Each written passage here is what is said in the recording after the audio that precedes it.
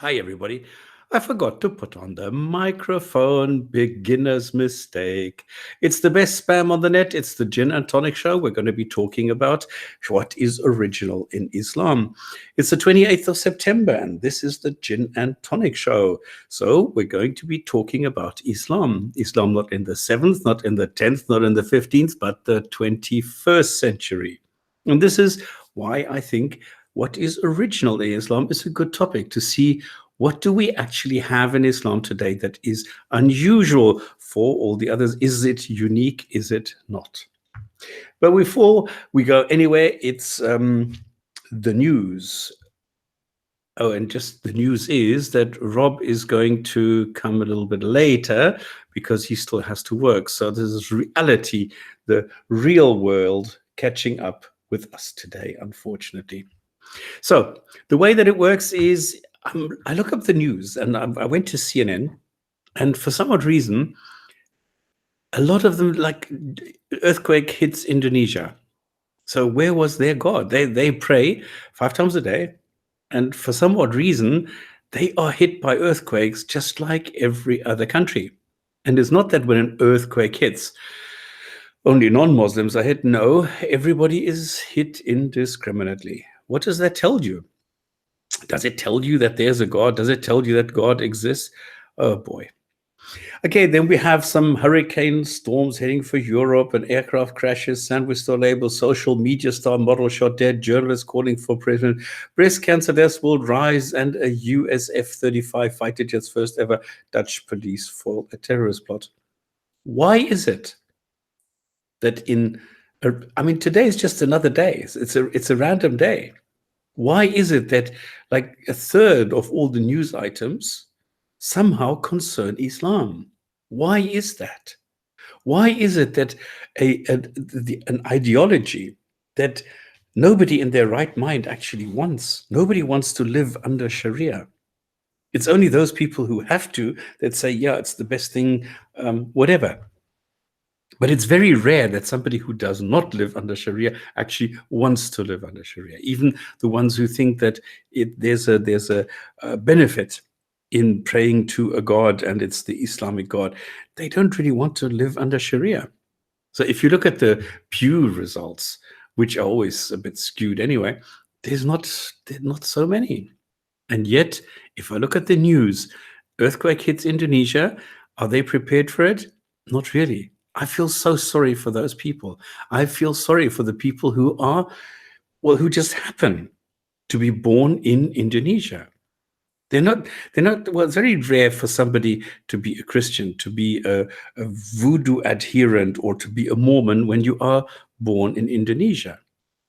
And yet you are susceptible to these earthquakes and tsunamis, and I feel so sorry for those people. And they don't have the benefit of having like a real first world economy. And unfortunately, it is not only colonialism, it is also Islam that is holding back countries. And we've been through this so many times. Then we have a social media star and model shot dead. Why? Why is a woman who happens to be a model in a Muslim majority country in Iraq, why is she killed? Just because people take a photo of her. Why is it deemed immoral to be a model? What is wrong with that? Why is a woman who does that then not simply ignored, but killed? For what? And then, of course, we have the Dutch police foil a terrorist plot. Now, the first thing that comes to mind, if you think, oh no, terrorist, don't let it be Muslim. Of course it is. So I don't know why, if we look at the news, it's predominantly Islam that features here. The number one thing that caught my attention is that another journalist in Germany, the country with freedom of speech and the free press and free this and free that and never again fascism and things, all of a sudden, journalists are not allowed to criticize Islam.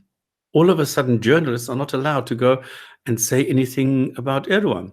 And this was a journalist who just was present at a press conference between Erdogan and Merkel because Erdogan is in Germany. and he was allowed to speak for some reason, even though the court said no, he's not, because what all he's going to do is incite violence. So they said, no, don't let Erdogan speak in Germany. Yet he did, and he is now in a joint press conference with Merkel. And then this journalist, because he is a Turkish journalist and he is not a follower but a critic of Erdogan, was marched out of the room. And he didn't do anything. This is just because he might have, may have, could have possibly asked a question which would have been embarrassing for Erdogan. So I think Erdogan is on his way to becoming the next dictator. He is the next, in my eyes at least, a fascist dictator who is taking over a country. And yet nobody is allowed to criticize him. And if you do, if you are a journalist in Turkey, you go to jail. And now somebody who is in Germany who has not even asked a question yet is marched out of the room so that he doesn't ask a question. And I thought there are no political prisoners in Germany. And I'm wrong. I mean, I think I said this a couple of weeks ago, where a journalist was sentenced, what was it, for 6 months. I mean, it was later revised, but this was a judge in a court who seriously said that in the name of the people, she was going to take this guy, this journalist, to jail because he published an article on a Muslim leader collaborating with the Nazis. And then she said, well, he could post bail, but he was not allowed to criticize Islam. And maybe he was going to be let off with a, I don't know, reduced sentence or something, or I don't know. But he wasn't allowed to criticize Islam. And this is the kind of thing that is happening on this planet today. That's why we talk about Islam. Yes, it's another thing. We just talk about Islam all the time. Okay, and then, of course, what we're going to do today is we're going to have our favorite section, which is crazy comments. I know you've been waiting for it with bated breath, and here are the crazy comments for this week. The Muslim, okay, I'm going to give you first the comment, and then I'll give you a little bit of background.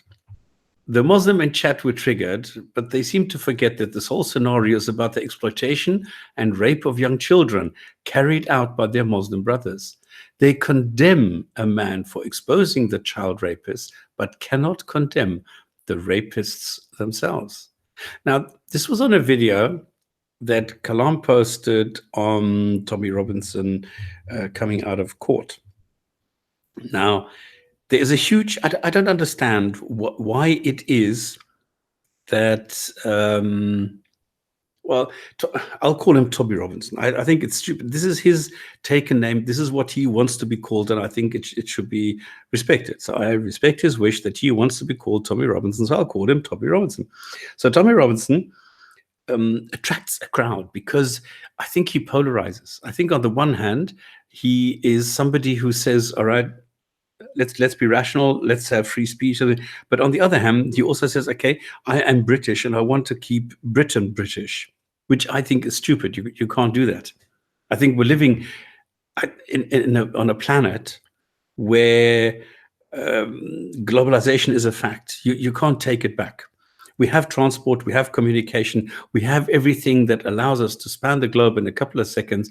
We can travel everywhere within a couple of hours. So this is a time in the 21st century when you can't pretend that you're an island. I know that Great Britain is now trying to do this Brexit thing, but that's stupid. It will not work because you can't live on your own anymore like North Korea or Iran. I mean, you can see this.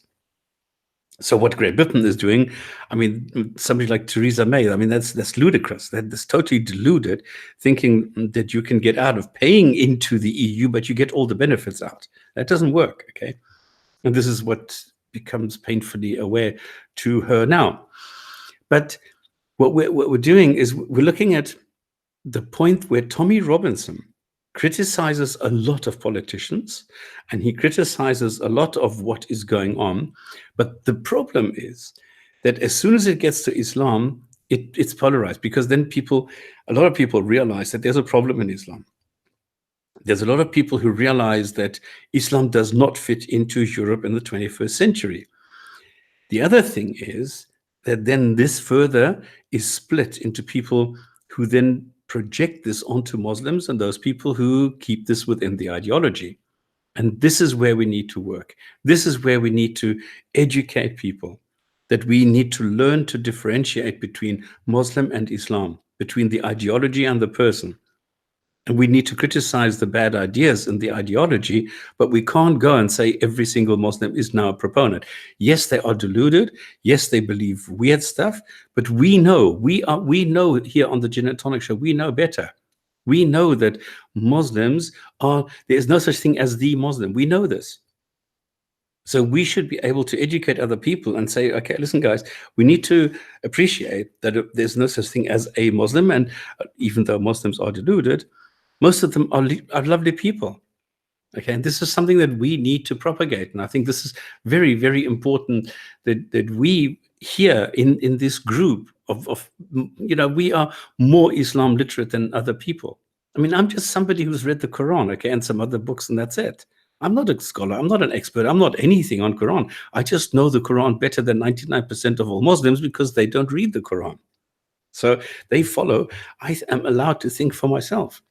But we should be able to help people like Tommy Robinson and those who follow Tommy Robinson to not just follow, but to think for themselves, to help them to understand the differences in Islam and Muslims, and to see what is working there, and what is actually the case. How can we help them? How can we help politicians understand this? So that, because we know how to handle communists, we know how to handle Nazis, but we don't know how to handle Islamists.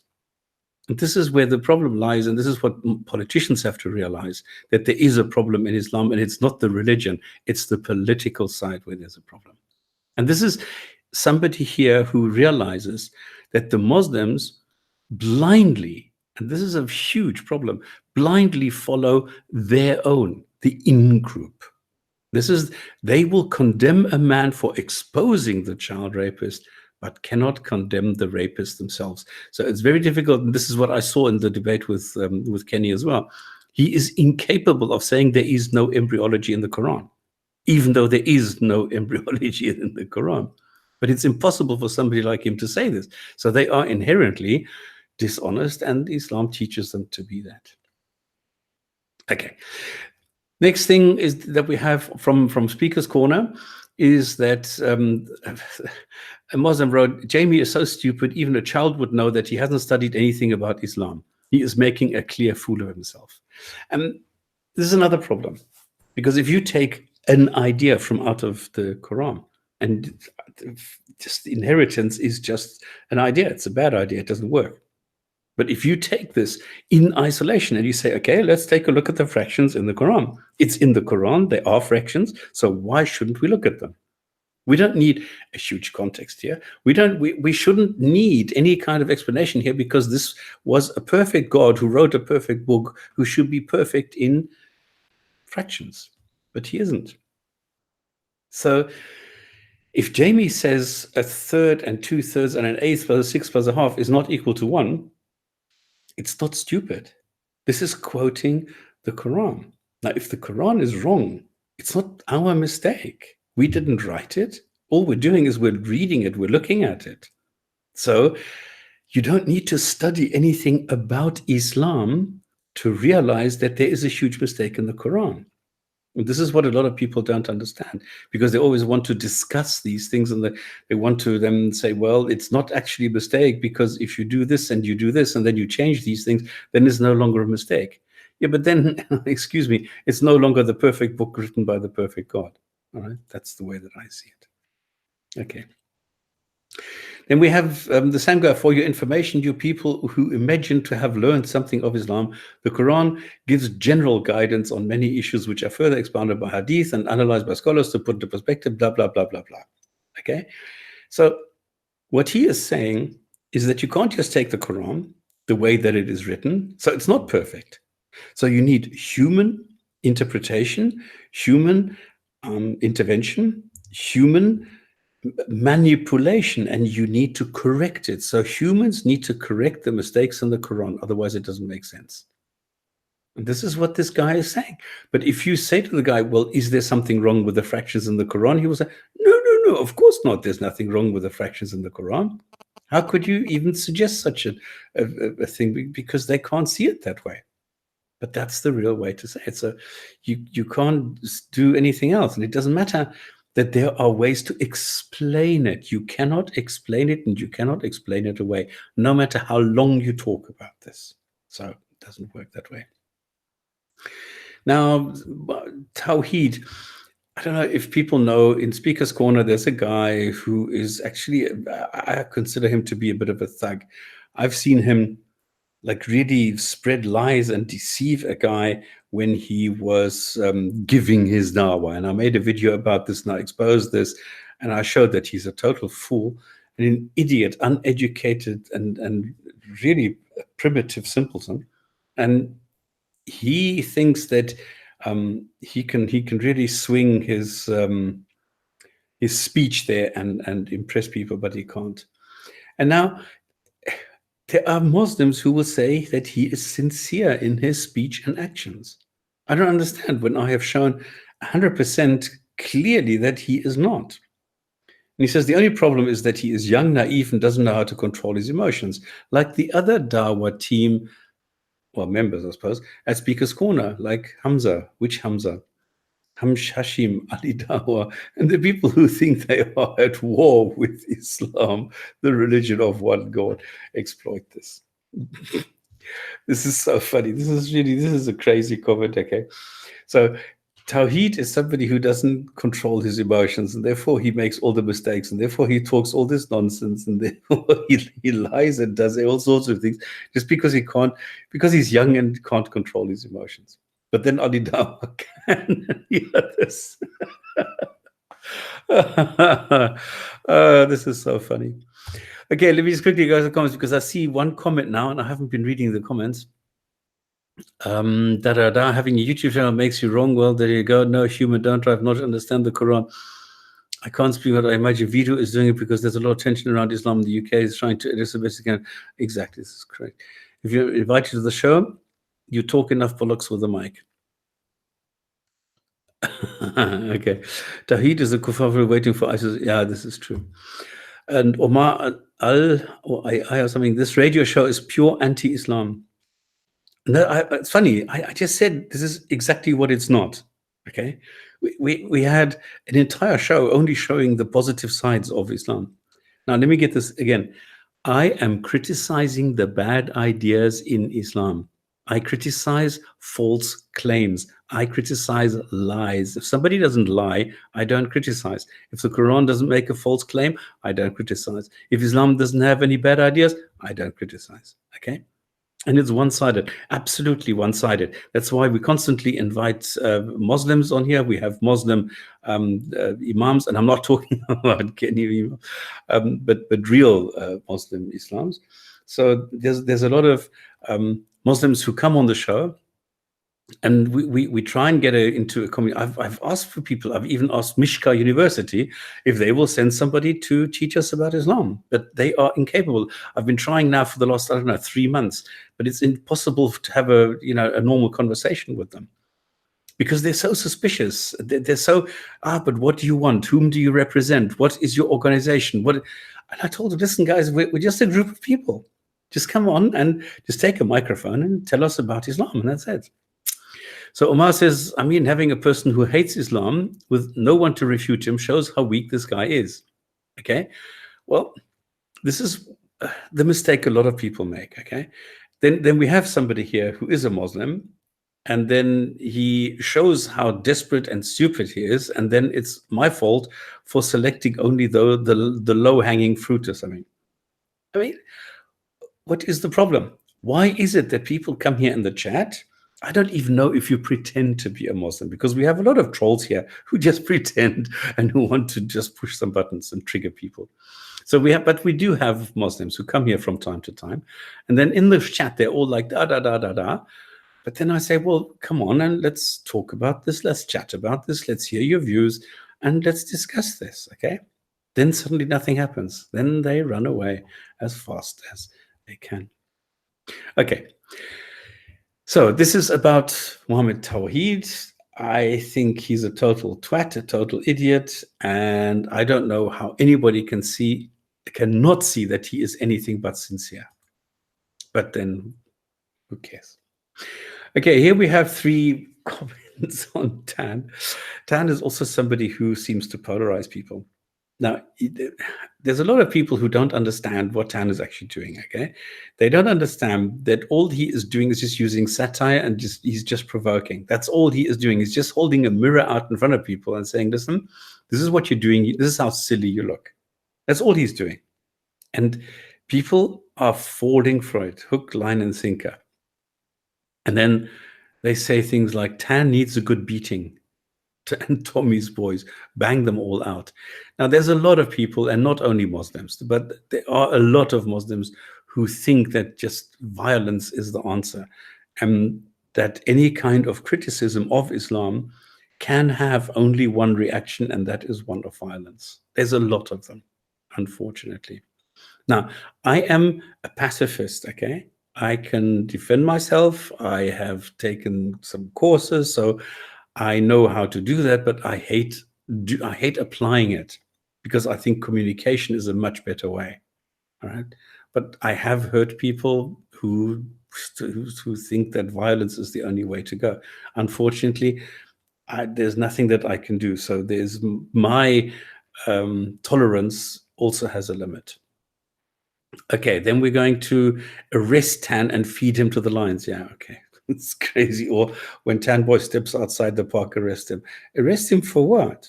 All he's doing is he's just using words. He's just saying, okay, let's all be happy. Let's all be gay. And Allah is happy and Allah is gay. So where's the problem in that? Jinn&Tonic show, did Rob ask you to discuss a crop? Not really. We're just going to look at what is unique in Islam a little bit later. So I'm hoping, maybe let me just check any messages for me. No, so nobody wants to join. So I hope this works, by the way, with this joining. I hope that anybody can go to the link that I put in the beginning, and I hope that this works. Jinn&Tonic show, you have to write the Jinn&Tonic show, unfortunately. What is the punishment in Islam for flashing your penis to Muslim females, which is relevant to Muhammad Tawheed's dick pic expertise, so to speak? Okay, I'm not going to go into the personal stuff here with Muhammad, who's done what, or it doesn't matter. Punishment for Islam for flashing your penis, absolutely zero. I've never seen any ruling on flashing. I have no idea. Oh, another Jinn&Tonic. Is that Rob now? Good evening, sir. How are you? I have to present to everyone. No, hide from bookers. So I don't need to release you. Okay, you're coming on as Jinn&Tonic now. I'm in Jinn&Tonic. You are Jinn&Tonic. Why didn't you come as UK? I thought I was. I thought this was the UK, but it came on as Jinn&Tonic somehow. Okay, so don't get confused. The one on the right, the one voice is me. The other one is Rob. I think they'll know the difference since we both co-host. Although we're both co-hosts and we're both from South Africa, so maybe it'll confuse everybody. Good evening, everybody. Hope you're all well. Thanks for starting, Stops. Yeah, sure. And I'm using your thingamajig here. Okay, the next one is also about Tan. This Tan is an animal. Why Tan would be considered an animal, I don't know. But then the Quran says that every non-Muslim is worse than any animal, worse than cattle, and Mehdi Hassan. Or is it Hassan Mehdi? No, it's Mehdi Hassan. No, Hassan Mehdi. Shit, I don't know which way around it is now. He's gone on record in saying that the non-Muslims are worse than the cattle. Thoughts on Uyghur Muslims being sent to re-education camps and their children being sold to Chinese families? No thoughts. I mean, come on. Any kind of violence towards anybody is wrong. Okay? There's no... it doesn't matter what kind of a Muslim you are. It doesn't matter what kind of a human being you are. You should not be herded or forced into doing anything as long as you are not interfering with others. If you are just a peaceful, normal guy who's just minding his own business, looking after his family, looking after everybody else, why should you, just because you have a blue nose or something, be singled out to be anything? Just because you are part of some group. And that's stupid in my eyes. Really. Yeah, it's a typical thing, isn't it? It's just an ad hominem attack, really. There's nothing there of substance. Okay, then we have silent logic. Now, I don't understand this. Rob gave this to me, and I must admit, this is over my head, because this was Gert Wilders' cartoon. Gert Wilders' cartoon. Let me try that again. Where he asks people to do something which is deemed as a sin by Muslims, and then said, no, don't do it, and we have different opinions, and blah, blah, blah. Anyway, but now silent logic is saying speech is either good or bad, no such thing as free speech. And I don't agree the way that I understand it, but I'm not sure I understand this correct, because speech is not good or bad, because this is arbitrary. This is, there's no absolute here. You can't say every speech all the time is always good. I don't think it works that way. And no such thing as free speech. Well, I think there is. I think there is such a thing as free speech. I think it is our attempt at finding a term for what we are doing, and that is that we are able to freely express our opinions. And that I think is very I think there's a difference there, isn't there? The one is the moral thing. Is something that somebody's saying morally right or wrong? And the other thing is, do they have the right, or what do we consider giving people the right? So I've been on Hangouts this week earlier talking about this. There's this distinction between the right for somebody to say something, i.e. free speech or limited speech, and whether what they say is either good or bad. And then you go into sort of the moral argument. So there's a distinction there, it seems to me.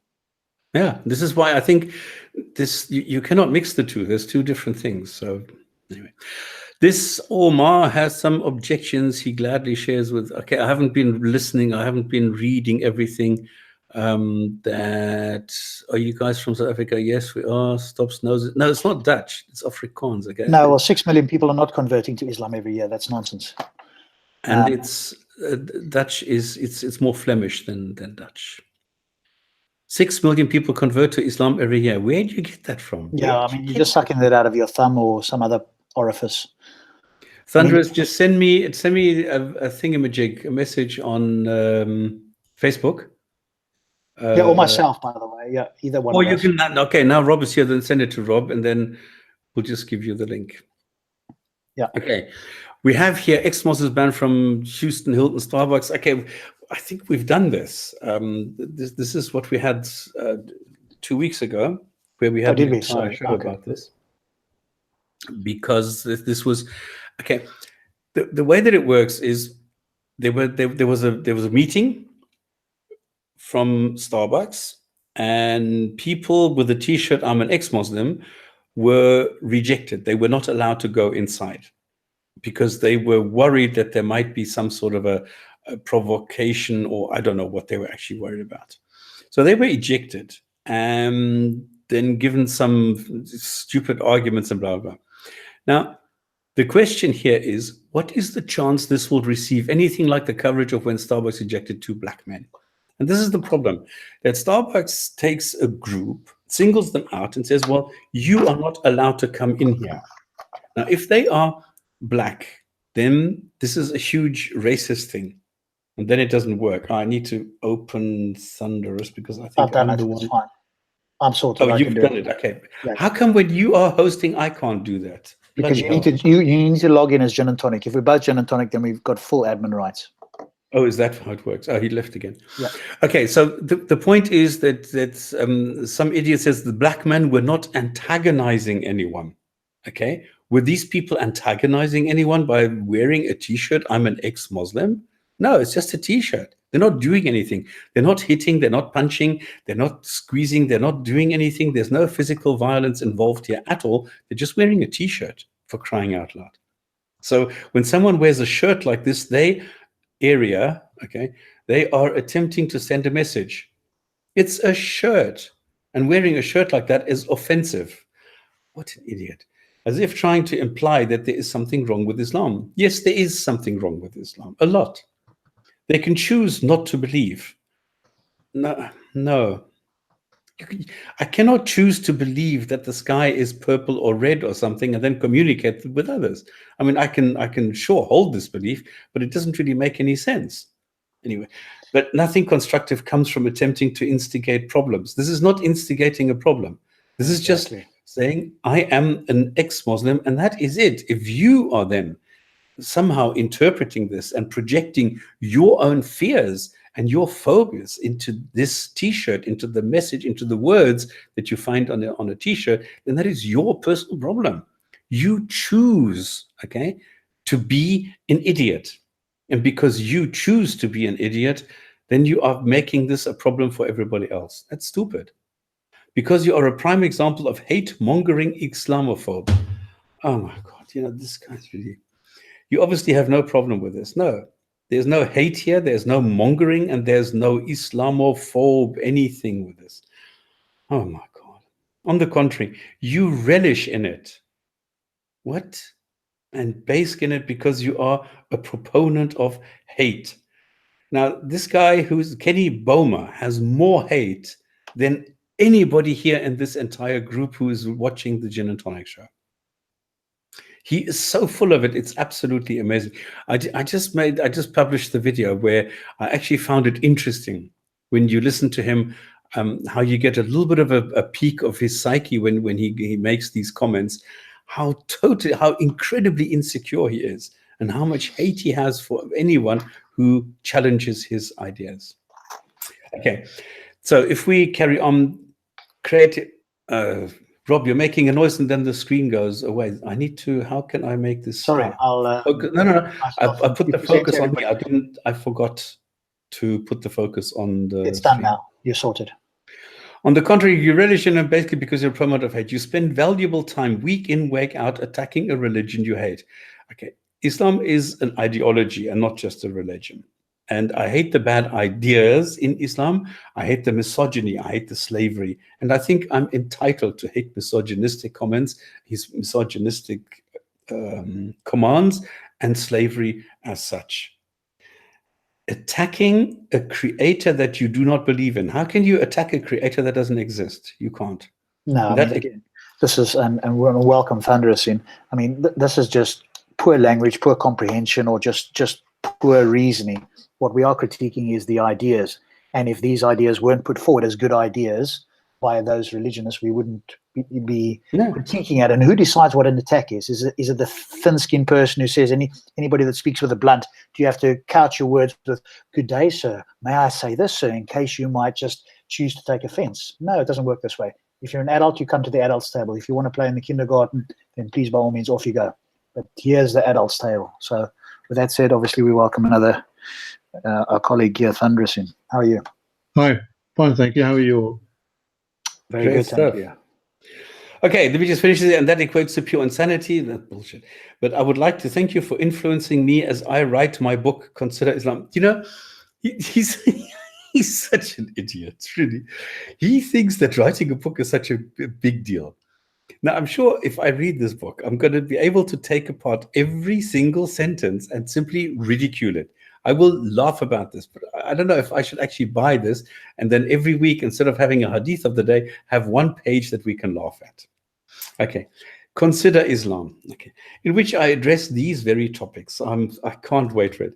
You continue to prove that Islam is the answer. Now, nobody's asking a question. There is no question. There is no question that Islam can answer, okay? Nothing.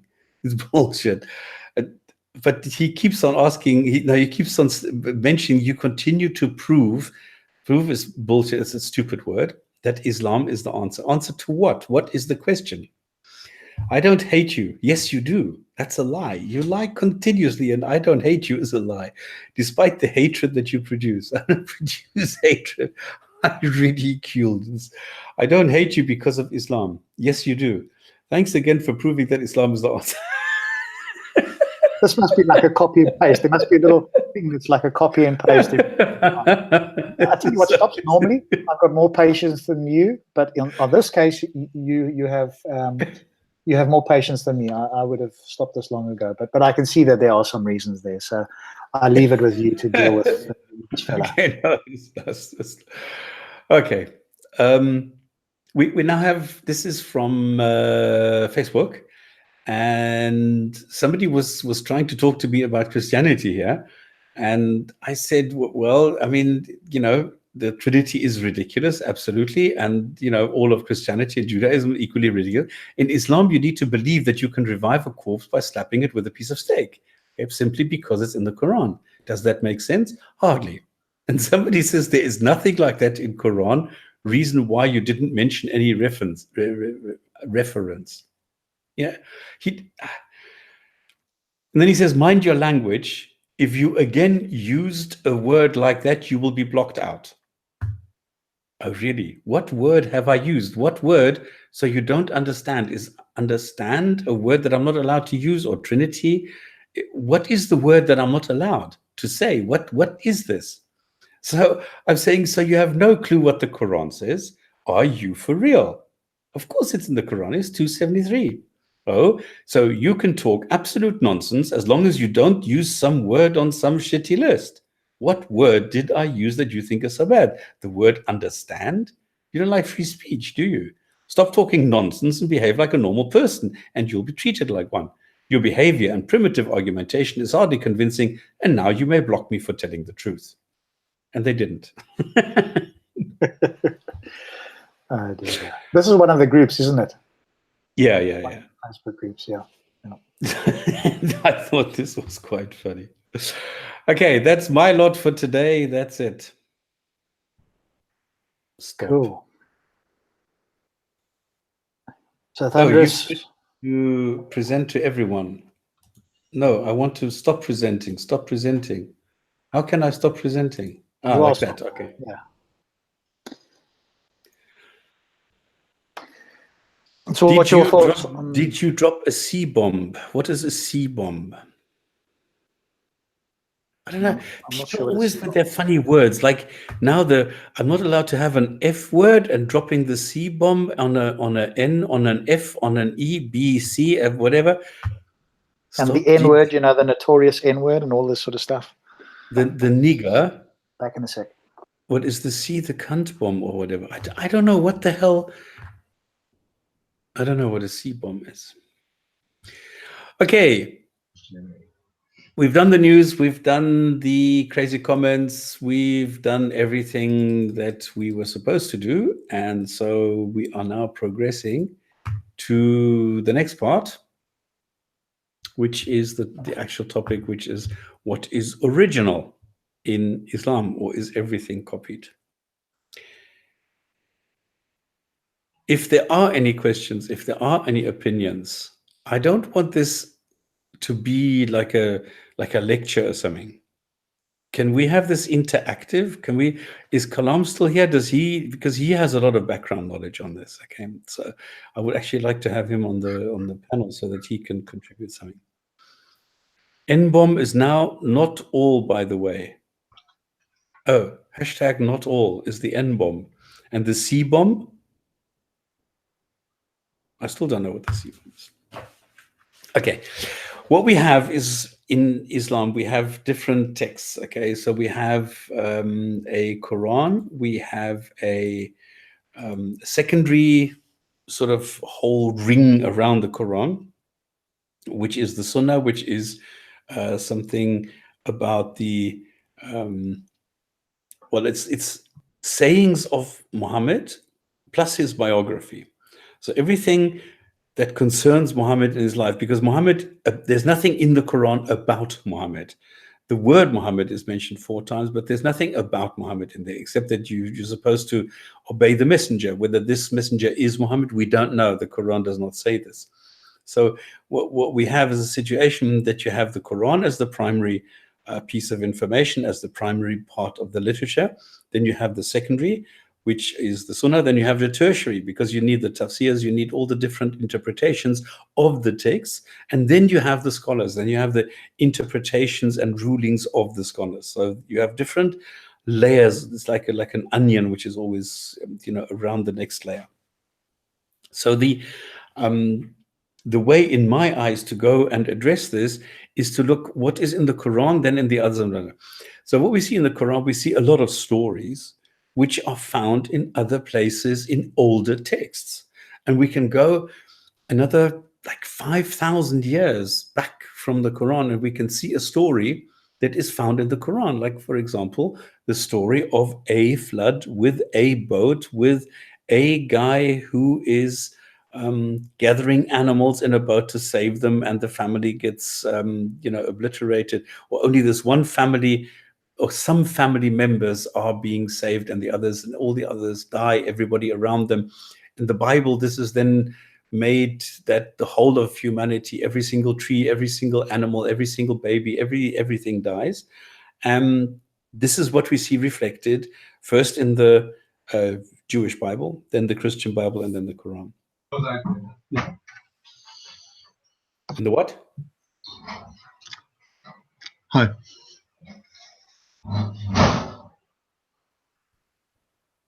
Okay, I thought you said something to add to what I just said.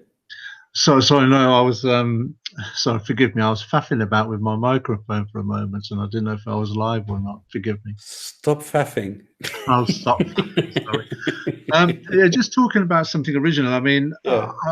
the only thing I could think of offhand, the thing is, when you learn so much about Islam, you forget. Rather, there is. How come? You probably had this experience yourself. You forget that you actually know certain things as well. So if when somebody mentions something, you think, "Oh yeah, I remember that. I remember that." But until it's mentioned, you actually don't have that moment in your mind where you can recollect it. Does that make any sense to you? Yes. But the only thing I could think of at the moment that came straight to my mind is that it's not so much a doctrine of Islam, and if it is, I can't find it.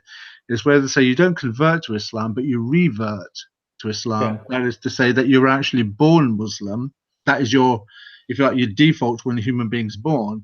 And when they convert to Islam, it's not actually a convert; it's a revert.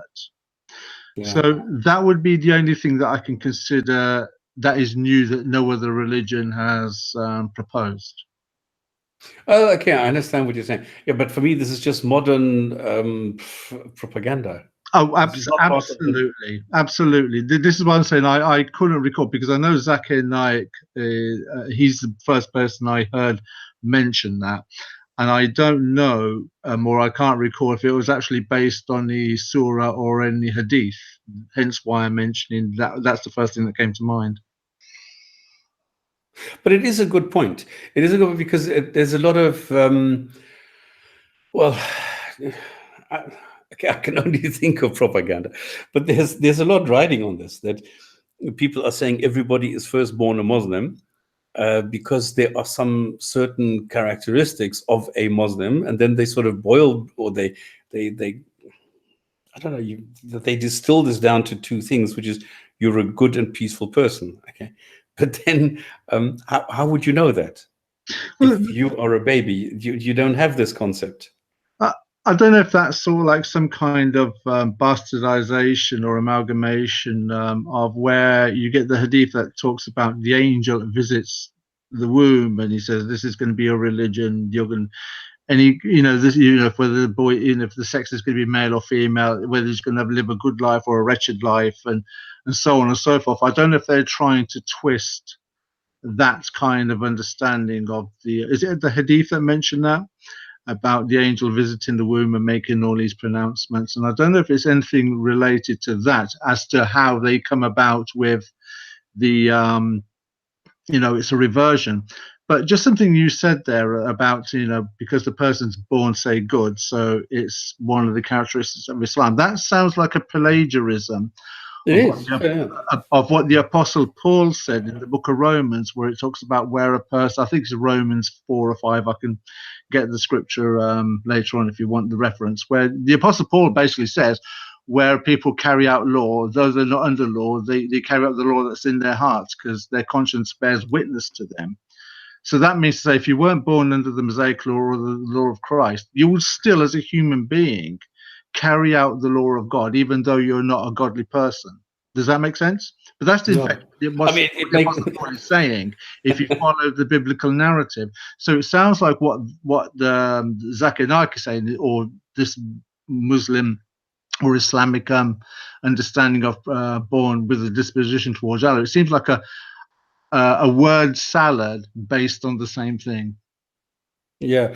What I see is that it's in my eyes, this is just this false sense of supremacy where Muslims are saying, well, we own everything. So the concept of one God is ours, and everybody is born a Muslim. So they just simply take ownership. They pretend as though there is something special about Islam, and there is nothing. I mean, this is an ancient old concept, and there is nobody who can convince me that one God is better than 15 gods. If you have a committee and they agree and they everyone is specialized in something, I think they're better than one single guy who wants to try and do everything.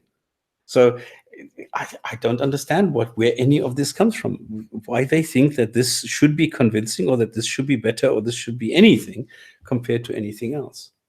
So, and okay, then I think from just from my own experience, these are people that are born into a culture where they have no choice but to do that. You either propagate what you're being forced to believe, or you don't. And those that don't, they're what I call the plagiarists. You know, they're the cut and pasters, they're the plagiarists, they're the quoters, they're the repeaters.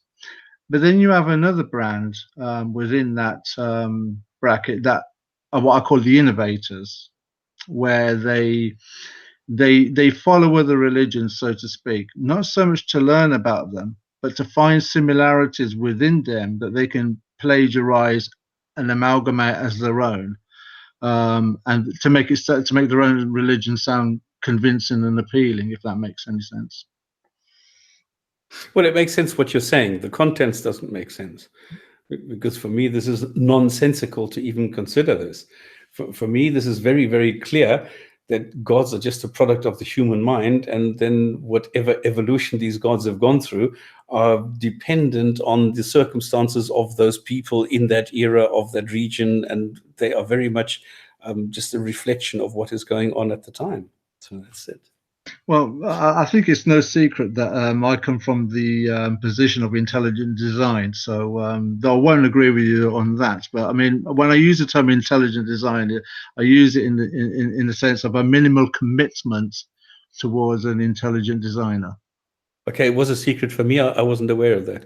Why would you consider? But intelligent. This is a contradiction in itself. You can't intelligent and design are contradictions. I'm using a phrase devised by, I think, Stephen C. Meyer, Dr. David Belinsky. So, I mean, I know this is a discussion for another time, but yes, I think I'm just making it clear that that's the position I come from. Okay, I don't know these people, so I don't know what the position is. I just hear intelligence design, so we'll have to leave it at that. Yeah, they're the Discovery Institute guys. Oh goodness, Michael B.E., etc., with the flagellum. So this thing with irreducible complexity, that sort of stuff, it all comes from there. Goodness. Okay. You know about that, right? Yeah. I mean, first it was the Scopes trial, then it was the blah, blah, blah. I can't remember what it was called. I forgot the name. There was some other court case and they... Kitzmiller versus Dover. Kitzmiller, that's the one. Yeah. I forgot about that. Anyway, let's continue. So we've gone through what the texts are, and that in the Quran, for example, you have stories which you will find in very old stories. Then one thing I want to mention here, now I'm not an expert in this at all, okay, because the Apocrypha, what you get is and you get this in Judaism, you get this in Christianity, I think you get this everywhere, that you have a whole lot of texts, and then some are taken and are then codified. Now, in the Quran, we have a situation that there are a lot of texts that have been, well, sort of disgraced or been lost or taken out or forgotten or whatever. And you see references to these texts. So they are definitely part of the Apocrypha, where we see that, for example, the stoning. is mentioned in the hadiths when the stoning verse was revealed. So at some stage, it seems there was a stoning verse in the Quran which was taken out or forgotten, or I don't know what happened to it. So for some reason, this is no longer in the Quran. Then there was a sentence in the Quran, apparently, about women covering themselves. This is also gone. So there must have been something there at some stage which has been taken out.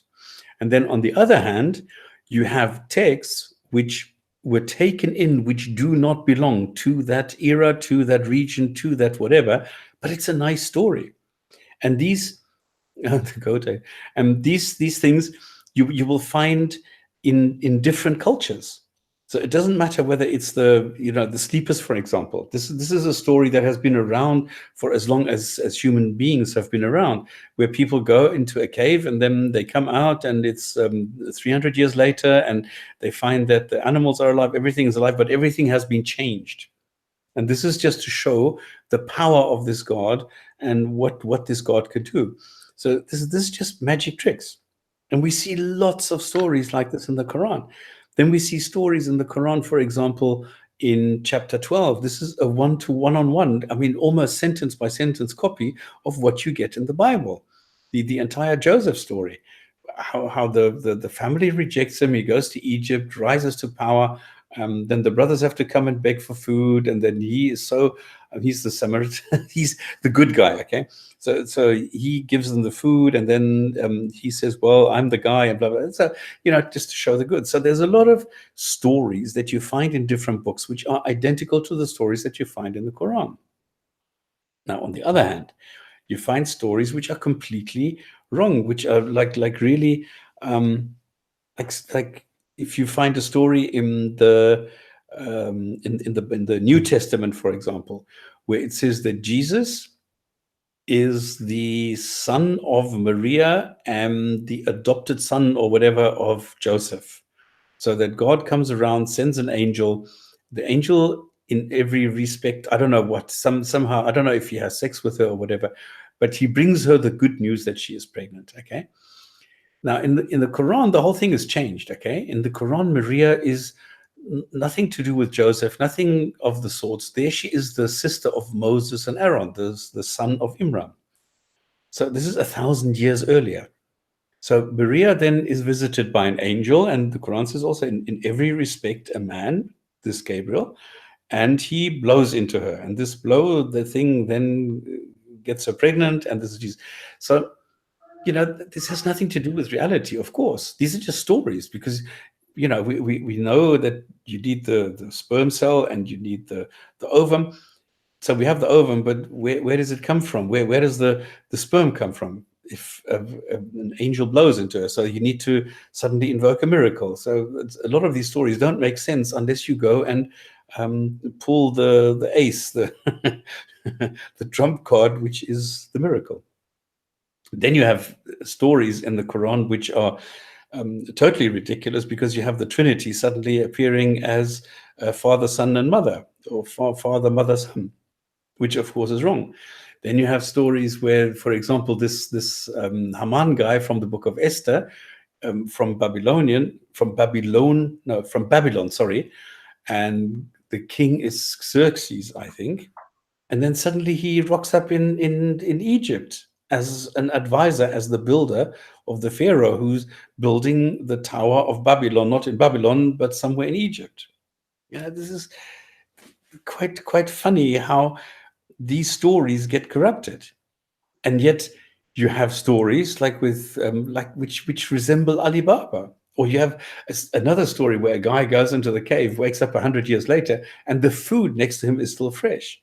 So this is just fairy tales which wander around. And now if you go back like 2,000 years, you find that the people didn't have TV, didn't have books, didn't have much in the line of entertainment. So they had a lot of sex, and because a lot of children died, they had to have a lot of sex in order to survive. But what happened is that people came who could tell stories, and they became quite wealthy. There's stories of Indian storytellers who traveled the region, and then after 20 years retired as a very wealthy man. So they came around, well, there's this guy and he was enslaved, and all these slaves then had somebody who led them out of slavery, and then they were followed, and the Pharaoh rode after them with an army, and then their God helped them and even parted the sea. And then he got his, I don't know, his money for this brilliant stories. Then the next guy comes around like 2 weeks, 3 weeks later, and he said, well, there's a guy and he's in slavery in Egypt, and the Pharaoh comes. Then people say, yeah, but we all know the story. He says, yeah, but hang on, you don't know the ending. Because now you know the ending when they go to the sea and they go through the sea, and then, yeah, but now in the story carries on, and I will tell you the second part of the story, because now the sea opens, they can go through, and then this God waits until all the army of the bad guy are in the middle of the ocean, then he closes on them. You see, this is how it ends. And then the next guy comes 3 weeks later and he tells the same story, and they say, well, we already know the story. But you don't know the ending, because God then takes the guy out and shows him, this is what you have done, you're a bad guy, and blah blah, but I'm giving you one last chance. I'll send you over to Nineveh, and there you can take care of the people. I'll give you a good companion who can help you with this. And then he goes off and sends a whale to collect the guy, and then these two guys then sort out the story in Nineveh. So as time progresses, the stories get more and more elaborate, and that's how they then end up in these books. So there you go. Any comments on this? Yeah, you can see it, can't you? As you say, you can see the stories just sort of mirroring each other. What is typically the Muslim response to that, Stops? Well, the typical response is that there is only one God, and it's always been the same story. And because it's the same God, the people are telling the same story, and that's why it ends up in the books. Why it ends up in a corrupted form, then they say, well, the Quran is the original, okay, and all the others are corrupted, so that Haman used to be in Babylon, and this is wrong. And Haman actually belongs to Egypt. That Haman is a totally like an alien name to the region. They don't seem to care. They just declare the Quran as being the original source, because this is the real God. All the other real gods are not real gods. They are less real gods than this real God. And this is why everybody has to believe in this real God who wrote this real book, and the other real books are not as real as this real book. Yeah. TJ, welcome to the show. You've been on a while. Be quiet. What's your thoughts? Coming back to your point about what is original to Islam, I was gonna say probably I can think of three things. I think the first thing would be I think Islam is the only one that makes a claim, it's not Judaism or Christianity, that somehow Abraham went to Arabia and built the Kaaba, and there's no mention of this in any sort of pre-Islamic text or any sort of inscription or text or anything. So I think that would be probably exclusive to Islam. Probably the second thing. So that are you saying that they are hijacking things and saying, well, actually, yes, part of the story is there, but then the end of the story actually belongs to Islam?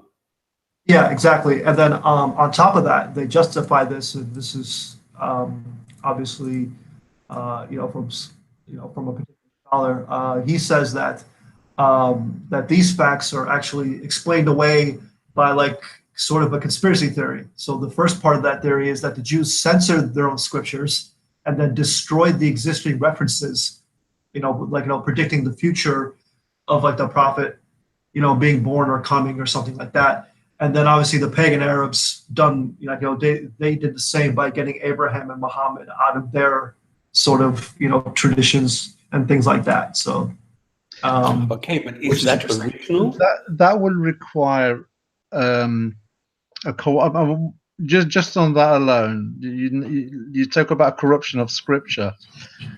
That would require conspiracy of a magnitude that is beyond comprehension. For instance, you're asking for the Jews and the Christians to conspire together.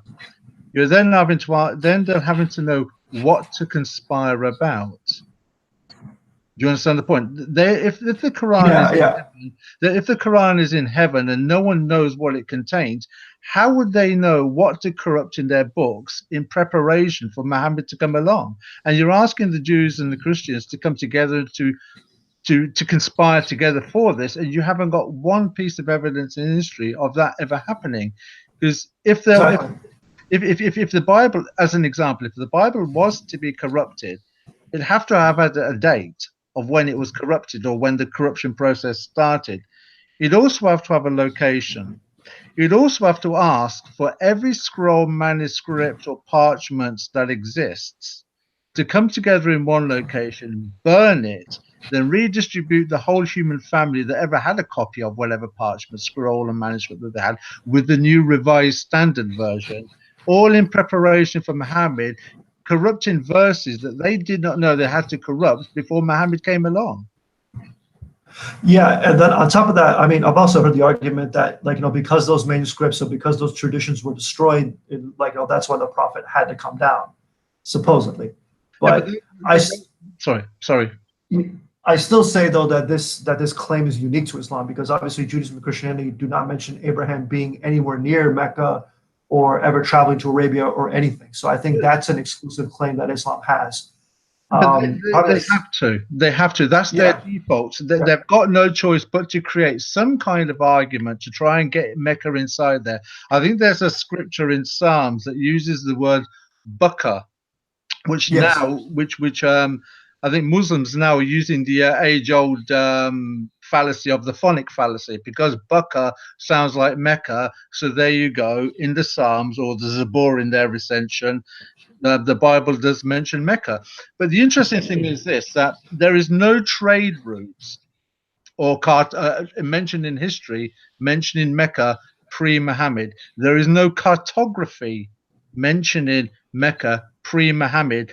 No Jew, no Christian, no Roman, no secular authority, no secular book mentions Mecca pre-Muhammad. Now, for Mecca to be the thing that it is as far as Islam is concerned, it has to be the oldest location on earth. Because when Adam was jettisoned from heaven and Eve too, they weren't jettisoned to the same location. They were jettisoned to two different locations. And if I stand to be corrected, from what I remember, wasn't Eve located near Mecca and Adam had to come and find her? Ooh, that I don't know. And then they met in Mecca. So Mecca would be the oldest location on earth as far as architecture is concerned. And yet throughout history, nobody mentions it. And the first mentions you get of Mecca are after Muhammad's death, about 5 or 6 decades later. That's as soon as it's mentioned in history for the oldest location on earth. And another thing as well, when you consider Jerusalem, the temple, from what I remember in reading the Bible, I don't think that the temple in Jerusalem was ever used by a false deity or a false god or a false religion. It was always exclusively devoted to the God of the Bible or the God of the Hebrews. Yet Mecca was used if you follow the Quranic narrative, would have been used by the demons and Satan. So why has the house of God got infiltrated by Satan and the demons?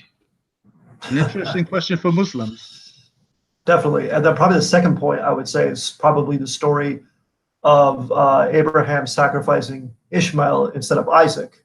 Obviously, in Judaism and Christianity, it's different. So obviously, Islam would make that claim. And then thirdly, sorry, go ahead.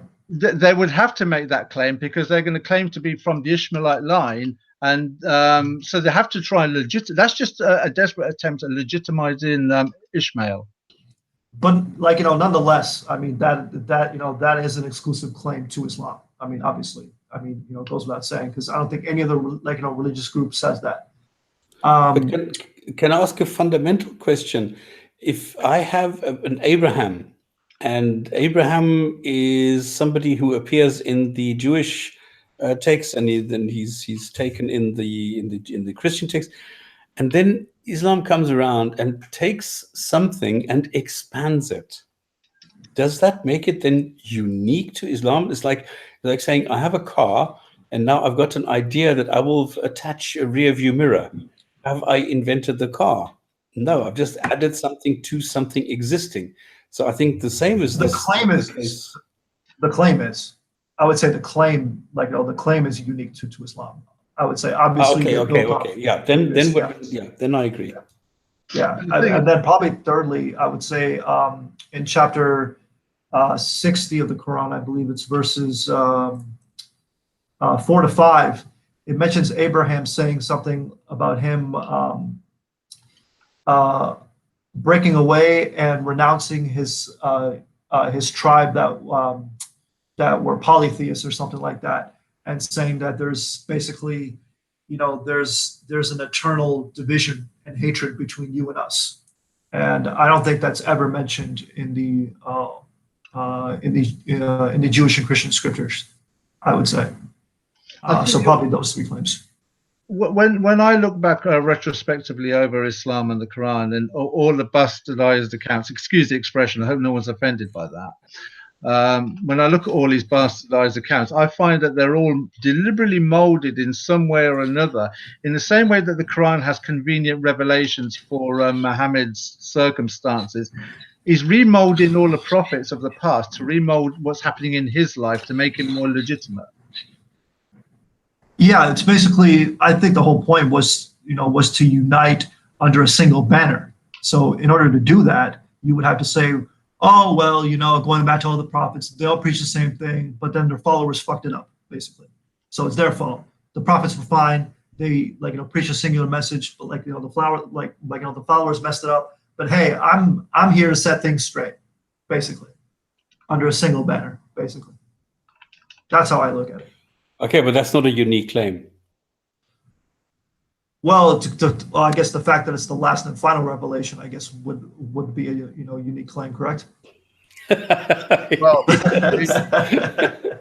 you say he's making the claim, but I wouldn't. I was going to make a suggestion, if I may, that maybe one time in the future, I don't want to go off topic or anything, but in the future, whether we can discuss whether Muhammad is the true originator of Islam and not his first wife Khadija. Because I think I could put it for a good argument that Khadija is the true prophet of Islam and not Muhammad. Well, I maintain it's neither. I maintain this is a concerted effort, that this came about in Damascus, where people sat together and said, listen, we need to do something. The Jews are getting too powerful. We need our own doctrine. We need our own interpretation. Let's come up with something. And that's when they came up with the Quran, which was cobbled together. I mean, it's so badly written with so many different people with no version control whatsoever. This is why it's a rush job. You can see that. And then later on, they said, oh, fuck, but we forgot to have somebody like Jesus who can actually show us that this is a viable and doable and manageable religion. Let's come up with a guy. And they came up with somebody who was in the desert who called himself Muhammad or something, the praiseworthy one.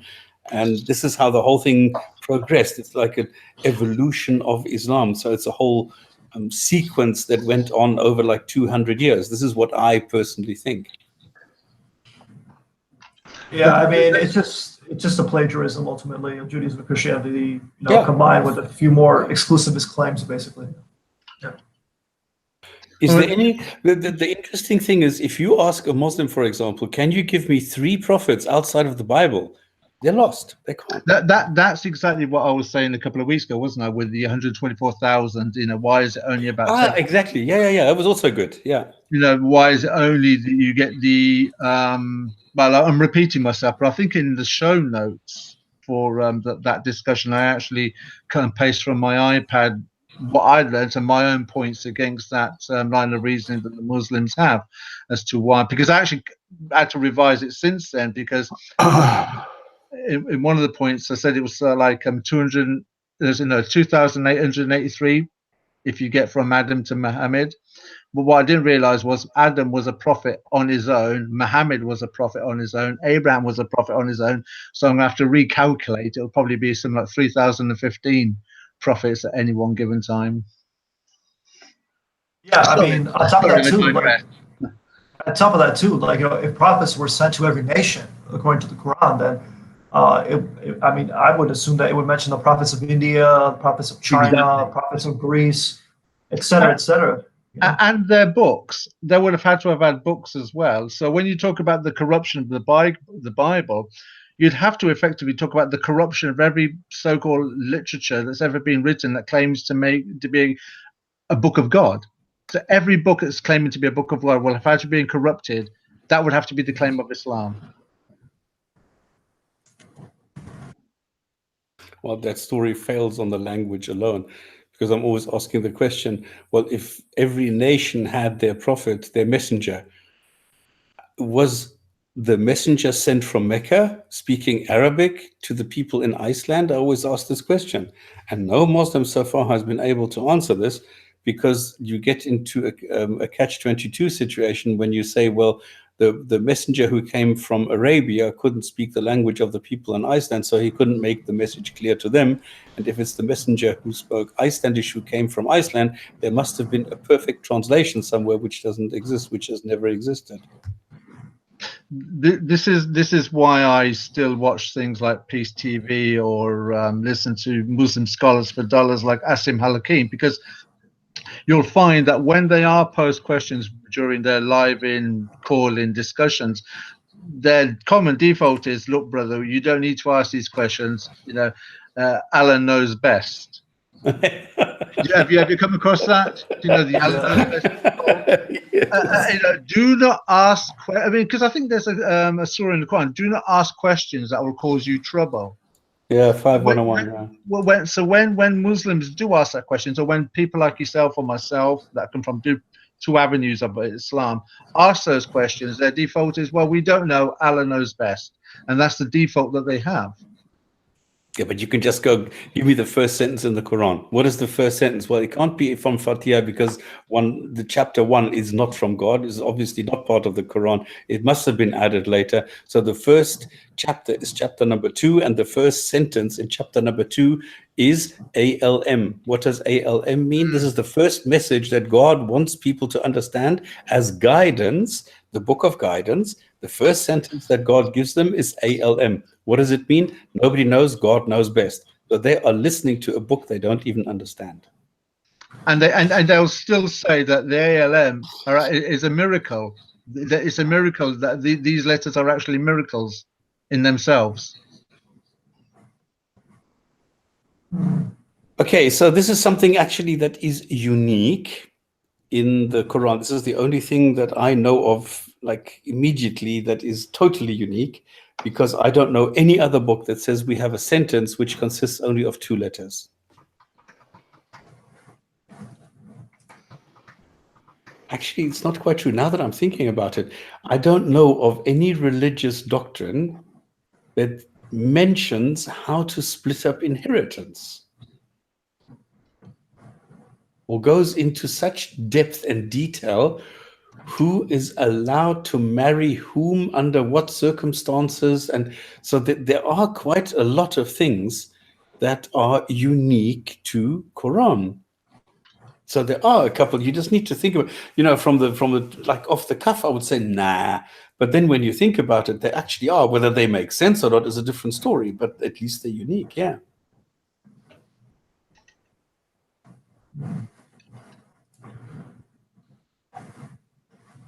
TJ, what do you know? What is unique? Okay, you don't have one book, do you? I don't know how this works in different religions, because like Bhagavad Gita and the Gitas themselves and the Vedas, they're all different stories altogether. Yeah, and obviously, and that's the thing. I don't know, at least with Hinduism, it's not a singular entity. So there's multiple texts. There's exactly. It's an amalgamation basically of different traditions, and the only thing that binds them together is that they grew from the same soil, basically, from the same geography. So you, like I said, I've said this before and I'll say it again. I mean, you know, you could be a Hindu and be an atheist, you could be an agnostic, you could be a deist, a monotheist, a polytheist, a nihilist, and everything in between. It doesn't, being a Hindu, it doesn't bind you to any certain doctrine. The only thing that binds these things all together is that they grew from the same, geography. Basically. Yeah. So yeah, so there's different. Oh, sorry, ALM 3 letters. No, I was talking about 2 letters, because like 41.1 is only HM, so there's 2 letters. So these 29 single letter sentences have different lengths between 2 and 5. So I was just taking one example of HM as having 2 letters. So there are with 3, with 2, we have different ones. Okay, so I don't even know how many books we have, because this, okay, Sikhism has... Sikhism has one, that's the Guru Granth Sahib. Guru Granth, yeah. There's secondary text, but yes, I mean, But how many religions do we have today with only one with one primary text? There's not so many left. I would argue that the Book of Mormon is based on just the one book. They will contend that the Bible is a part of their canon, but I've never met a Mormon in discussion that wants to ever use it. Probably because the Bible contradicts everything in the Book of Mormon. That could be the reason why. I'm guessing there. Okay. But I would argue the Book of Mormon. I just know that there are some specifics, but I thought it was generally the Bible.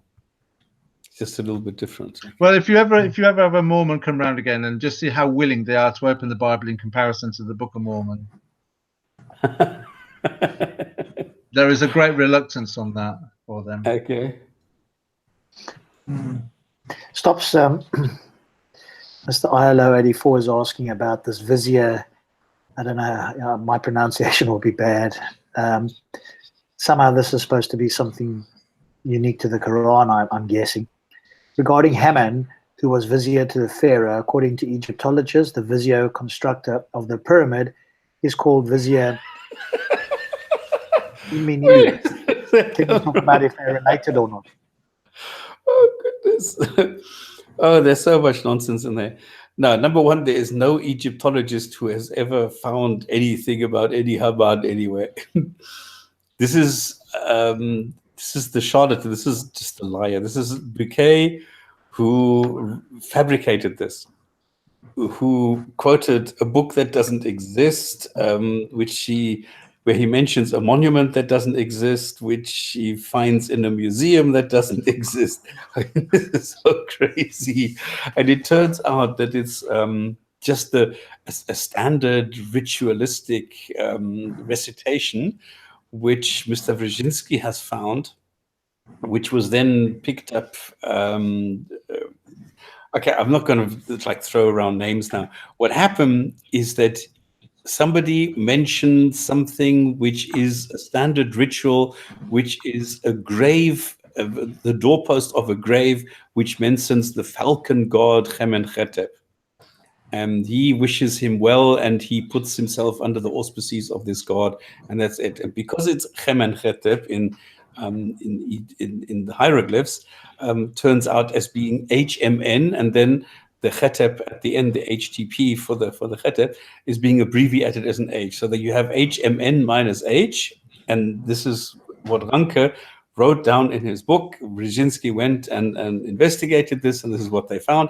And Bouquet then makes from HMN minus H, which Jinn&Tonic is, Haman. And then he says this is not this was just a foreman in a quarry for the god of Amun in the south of Egypt, and he makes him to be the vizier, which of course he's not. I mean, we have the names of the pharaohs and their viziers, and he's not amongst them. So this is just a big lie. It's just stupid. Google it, and all the sources will appear at the beginning. Search vizier Himenu. No, this is bullshit. But I just want to make sure I understand it. It's the claim is that this is something unique. The claim is that it's something unique from the Quran, right? Is that the claim? Am I understanding it correctly? Well, the claim, I think, is that Haman is mentioned in the Quran, and this is verified by Egyptologists. This is the claim. Okay. Gotcha. Yeah. Because it originally appears in the book of Esther, which is apocryphal, from the Jews, and it goes back to Xerxes in Babylon. And they want to place this in, because Haman, I think, is mentioned 5 times in the Quran. So they want to verify this, and Bouquet did this for them and said, yeah, I found him, blah, blah, blah. He didn't. He just made it up. But it's very difficult to convince Muslims of something which they think that they have a reason to be proud of, because now something in the Quran does turn out to be true. And suddenly here along people come who investigate this and show, nah, sorry, not really, it's not true. Okay, So it's cool. very, very difficult for them to give it up. There's goes a back to- website called Islam Awakening, okay? And I was in a battle with them for a long time because they came up with this. And then I actually went to the Egyptologists because Islam Awakening actually quotes one of the Egyptologists from the university, and I went and spoke to him, and he explained this, and he gave me the letters that he wrote to them and said, yes, I'm allowed to publish them. So I was the first one who could actually publish them, who was allowed to use them. And I put them on the video. It's out there somewhere. I can't even remember on which channel. So I show all the documentation, I show all the pictures, I do all the screenshots, I show all the sources, where, who, what, when. And Ozing, he said, okay, I'm allowed to do this because the claim that they are making is false. And he was actually getting quite upset with them. But he said, look, it's no sense taking them to court for this, because it's a copyright infringement, and they're making stupid comments about this, and they're misrepresenting me, and this is slander. But he knows nobody will take them seriously. And then over time, Islam Awakening had to tone down all their claims, as had the other source was Harun Yahya. There were two, Harun Yahya and Islam Awakening. And then I got into this, and then I took over from Q80, who started this, and then I put this in, and then I was in the battle with Islam Awakening when they came up with a new version. I then answered with a new video responding to their new claims, and then they had to tone it down. And today it's just, yeah, and there are some people who think it could be, it might be, and maybe this is something that we can investigate further. That's it.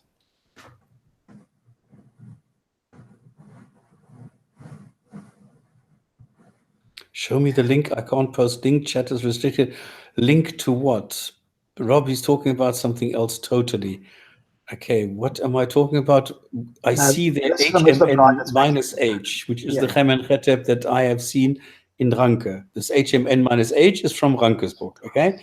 Brzezinski then picked it up, showed us where this is found, which is on a doorpost in the museum, which nobody has looked at, definitely not UK. I mean, this I can also prove. And then what? What is the claim? Can somebody give me the claim? What is the actual claim? Well, exactly what you said, that Hassan was in the Quran, and it actually refers to this him and you fella. No. And all the sources point to it, etc., according to this Muslim guy, Mr. ILO 84. Crap, this is bullshit. Have you still got the original video? I still have the original video, and I think it's actually up somewhere, but I can't. Is it Imam's sister? Yes, now you're really testing me. Okay, I mean, we can always have a look for it at some point. How do I get to my home now? I need to go to about press copyright off. This is, this YouTube and Google stuff is really shit. Indeed. You guys, anything else on that? I mean, that was a bit of a side issue, I think, anyway. Haman and him and you. Yeah, it's Haman. This is the big thing. Okay, it's Haman in Arabic, Haman, and in Egypt, in the hieroglyphs, the pronunciation is Kheteb, because he puts a dot underneath the H, which would make it a hard H, which is a Khe. So it's a Kheteb, and it's a Haman. It's not a Haman, but a Haman. So there's a huge, big difference. So nothing. Is that like a phonic fallacy again? Not even that. Not even that. What he's trying to do is get a Haman to somehow resemble Chemen Khateb. Now, I don't know how you could get there.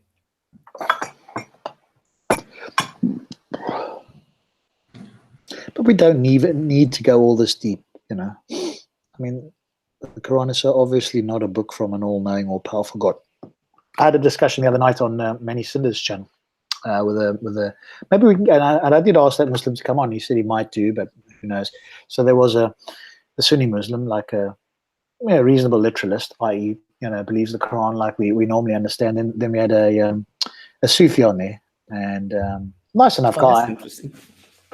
So maybe we'll get him on. But of course, his view is that there's a much deeper meaning in all the verses in the Quran. He does believe that the Quran was from God, directly dictated through, to Muhammad. But then the verses and so forth. I mean, between him and Muhammad, they were having a go at each other, or having a discussion. And at one point, I was just sitting back, just listening to them, how he was going, no, but you can have these deeper meanings. It means there's a 7 chakras are referred to in the Quran. And Muhammad, the literalist, going, where's that? There's nowhere in the tafsirs, there's nowhere in anywhere that they talk about 7 chakras. No, he goes, and you just got to read it this way, and that's a bridge to these 7 chakras. So the challenge, I guess, with that sort of person is, I mean, I'm sure you could live next door to them because his view is, follow the rules of the country you're in and all that. I'm talking about the Sufi. But you could never pin him down on anything because anything's got a deeper meaning and it can mean anything that he sort of wants. So, I'm not sure that how useful that is. That's like the Deepak Chopra, isn't it? So, that's more of a challenge to get any sort of straight answer from. But it was more along the lines of, the Quran not being a book from God. In my view, it's an evidence against it. If the claim is that, it's a clear, concise, and complete book that is meant for all people for all time, then it's exactly the opposite of that. Absolutely, totally. There it is, and when it says it's made clear and easy to understand, that just adds further to your point that you don't need the scholars for dollars or anything like that. That should mean coming from God. You should be able to pick it up and its message. And when you consider Muhammad's audience at the time were probably not very literate, probably not very intellectual. I don't mean to be disrespectful, but they probably weren't the most advanced thinkers of the time. No, they were completely ignorant. So if they, Muhammad himself said that these are the best of believers, this generation here.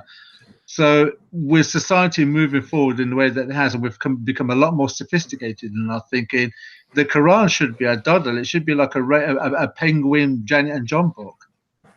Well, interestingly enough, I had James from Speaker's Corner. James he calls himself sort of a soft atheist.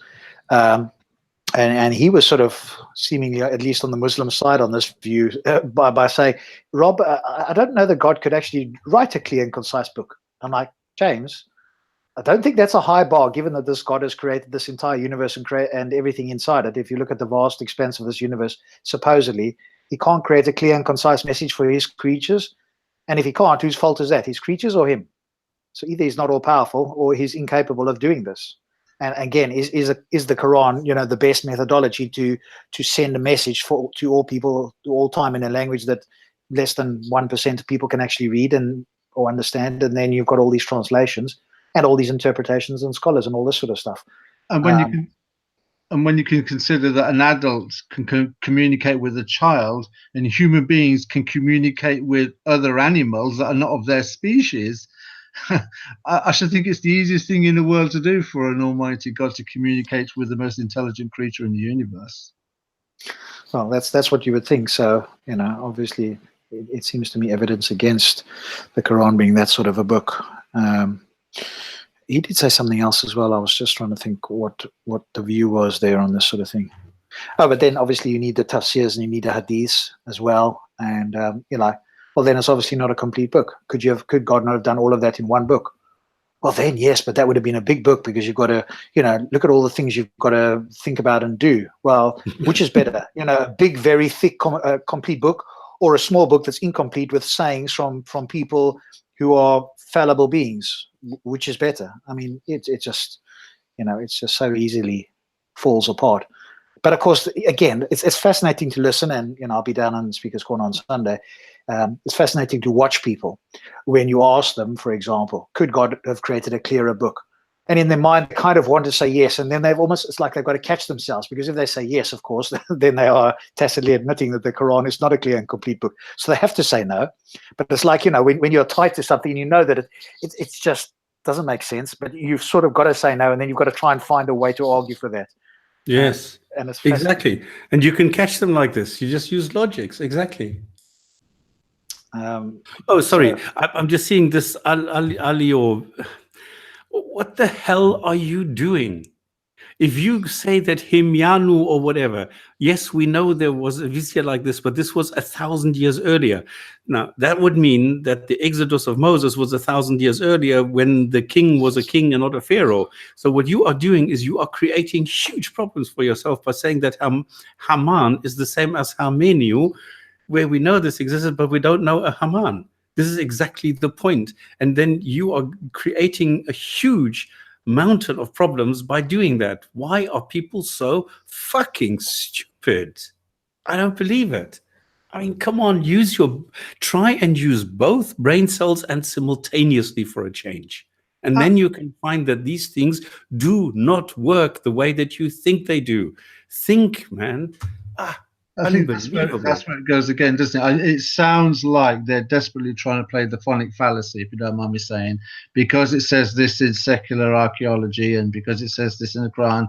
They're playing with the pronunciation, and they're trying to put a square peg for a round hole, and they're trying as hard as they can to do it. Yet there's a cognitive dissonance that they're not recognizing in the process. And as Stop says, if it's 1,000 years difference, that would put pay to it. If you go look up the research, let's assume that you're correct, Stops, then 1,000 years doesn't matter if they were the exact same name. If they lived 1,000 years apart, unless they're going to claim that somebody can live 1,000 years, then that's a problem anyway. Even if it was exactly the same name, millennium is a rather large time frame to try and bridge the gap between. Yeah. But it's fascinating as well, because obviously we've talked about it many times on the show, just on a slightly different topic. Because I was just thinking about it the other night. I had this chat with these guys, and they eventually brought up the predictions in the Quran. And again, I asked the question, and it's fascinating because obviously there's quite a few Muslims on this Manny Cinder show, because he and Raj and Hassan sort of have this. Well, he's sort of more quiet, but Raj and Hassan sort of just have rants and stuff. And they got like 300 to up to 400 viewers, live viewers, whenever they do a live stream, which is incredible. Wow. We were talking about it the other day, weren't we? But this fellow said that the the one that we talk about, where the Romans will be defeated in the lowest land. And in fact, it turns out that, and this is by the Dead Sea, and of course the Dead Sea is the lowest land, but it's not the lowest land. It's only the lowest dry land. It's not the lowest land, because I did a quick Google while he was talking about it. So I said, well, okay, fine, it's the lowest land, but I mean that's like in a close area. And his view was like, okay, so you've conceded that it's the lowest land. How could Muhammad possibly have known that? But that was written down 200 when I don't get that, because when did that actually take place for the Romans? That was within his lifetime, wasn't it?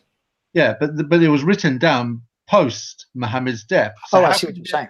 So for me, that's not a prophecy. The whole point of prophecy is that it's recorded for people to see, and then the prophecy is fulfilled, and then you refer back to the prophecy and look, say, there it is, it's been fulfilled. You can't have an event in history then write it down retrospectively as a prophecy. That doesn't then it's not a prophecy, is it? Well, they claiming, obviously, he said this during his lifetime. The fact that it was written down afterwards to them is irrelevant, because he said it in his lifetime, and obviously his companions passed that message on. So it was said in his lifetime before it happened, and this 3 to 9 years in the lowest land is just so incredibly accurate. How on earth could anybody have known this? And then, of course, my question was, is this the best that a God could do? And I asked the question, which is, and then you've got to listen to the answer. And of course, there isn't really much of an answer. Could God have told us the exact time of day, the exact date, how many people on both sides, who was going to be killed, the exact latitude and longitude, or whatever, so that we would know exactly? Because, the shores of the Dead Sea still, it's not like, a 1 mile radius. But again, the precision of this God seems to be totally lacking. But the thing is, if I remember my history correctly, by the time that Muhammad was around, let's just assume it was, and it wasn't. We know it wasn't, but let's just assume it was a prophecy. It's not that much of a prophecy, because the Roman Empire was in such decline for all the wars and the debauchery that had been taking place in the Senate. It's no different a prophecy if I turn around and say, if Mike Tyson got in the ring now and fought Anthony Joshua would win. That's not a prophecy or a prediction. That's just stating a fact. It's stating the obvious. There's nothing remarkable about that. And That's also, what I did. I said, okay, is it a prophecy if I say it's going to rain in October in London? Yeah. I think it was Phil or somebody else. Maybe I'm misattributing it to Phil, but somebody was saying as well. I think it was actually Phil about World War II. Which war was it that ended World War II? Because you could say that Rommel's defeat in North Africa was the catalyst that started the decline of World War II. But there wasn't a single war there where they held up the white flag and that was it. But it wasn't like one decisive. You could say it was a different war. There's different wars, and you could point to any one of them, or battles, should I say? Sorry, yes. And you could point to any one of them, and then subjectively claim that was the precursor to the decline of the Nazis. So, that's also problematic. Because I'm assuming at some point the Romans lost a battle at some point in 3 to 9 years. Well, and then how are you going to claim that is the case, that battle was either the decisive one or led to their decline? I mean, look at the stupidity here. How did Muhammad know it's the lowest land? Because it was very close. Retarded? Yeah, but hang on, we know. I mean, did the Romans know how to transport water? They knew that water is going downhill. But I mean, it's within his area. It's like the UK, if you travel the UK or you have people that are passing through and you're a merchant, they'll tell you about the lowest land. And it just so happens coincidentally that it appears to be the lowest dry land on Earth, below sea level. But then, of course, I Googled it, and there's a much lower land that's just covered by ice in Antarctica, 2,000 feet lower, actually, as it happens. So it depends what you mean there. Again, we can easily go, well, it's not actually the lowest, it's just the lowest dry land. Had he said it's the lowest dry land, and I know that it's the lowest dry land on the entire planet Earth, it's just a vague state of the lowest land in his vicinity. And the fact that it happens to be coincidental, I don't see that as being particularly prophetic. But even if it was, let's grant that in fact it is the lowest, and he knew it was the lowest over the entire flat Earth, which is what he thought at the time. Which of course, but let's pretend that he didn't know that.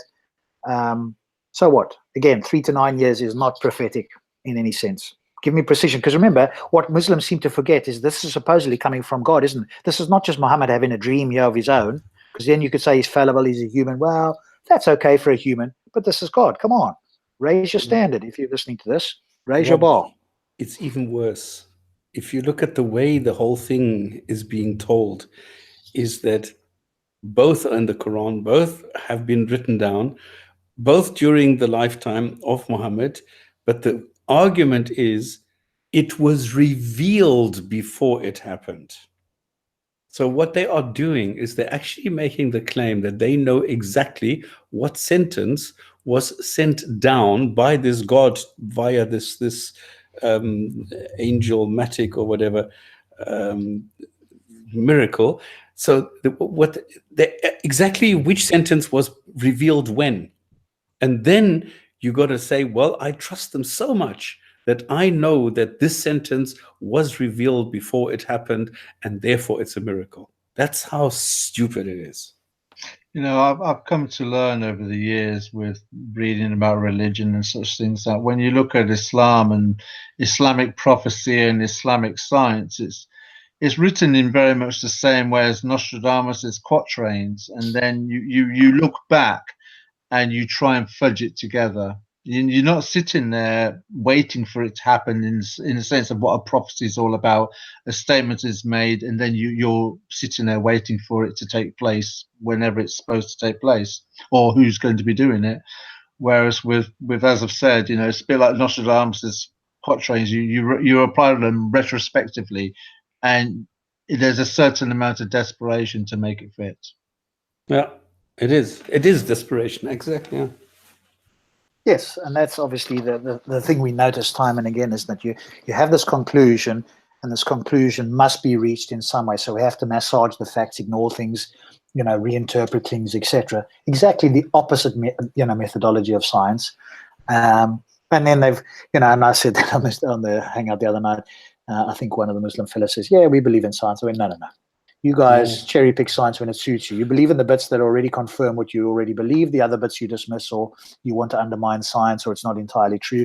But anything that you think confirms the Quran, then you go with it. You leap on it without using the same, critique of science. So, be consistent. It would be more consistent if Muslims just went, you know what, we don't trust science at all. So science is all inductive, therefore it's potentially speculative. It's not absolute. And it changes, yeah.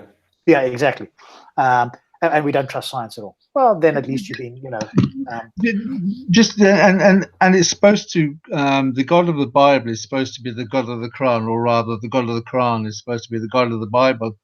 And the interesting thing is to see, when you look at the Bible, the two things that tested a prophet were miracles and prophecy. And they're the very two things that Muhammad didn't have. Didn't have, exactly, yeah. Which in itself is a red flag. Yeah, but there's, I mean, they've had 1,000 years to think about this, so they've had a lot of things that they could do in response. I mean, it's the same thing in the Bible. There's so much wrong there, and people have had so much time to think about it that they've come up with answers for a lot of these things. So it's, yeah. Let me quickly do two things, because somebody just said here that there was, and now I lost it. Oh, he killed all my labels, because somebody, this was so nice. Yes, self-fulfilling prophecies. Yes, we know them, and we have identified them on a number of occasions. The other thing, oh, he retracted it. That's why it disappeared. This is brilliant. Okay, I need to quote this, and this should become like a pin at the beginning of every show. Try embryology first. If that fails, switch to geology quickly. If that backfires, go to Egyptology. And when cornered, shout Islamophobia.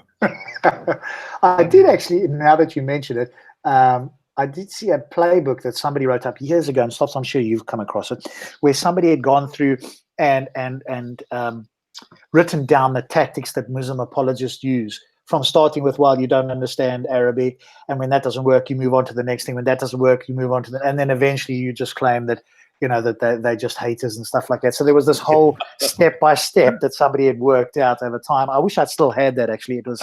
I think I've got it, because I wrote a very similar one. I'm actually looking at my iPad now, where I've actually wrote what I call the Muslim debate strategy. What I'll do is I'll put it in, because I'm not very tech-minded. I can put it in the show notes or at the conclusion in the comments section of what I consider to be the Muslim debate strategy.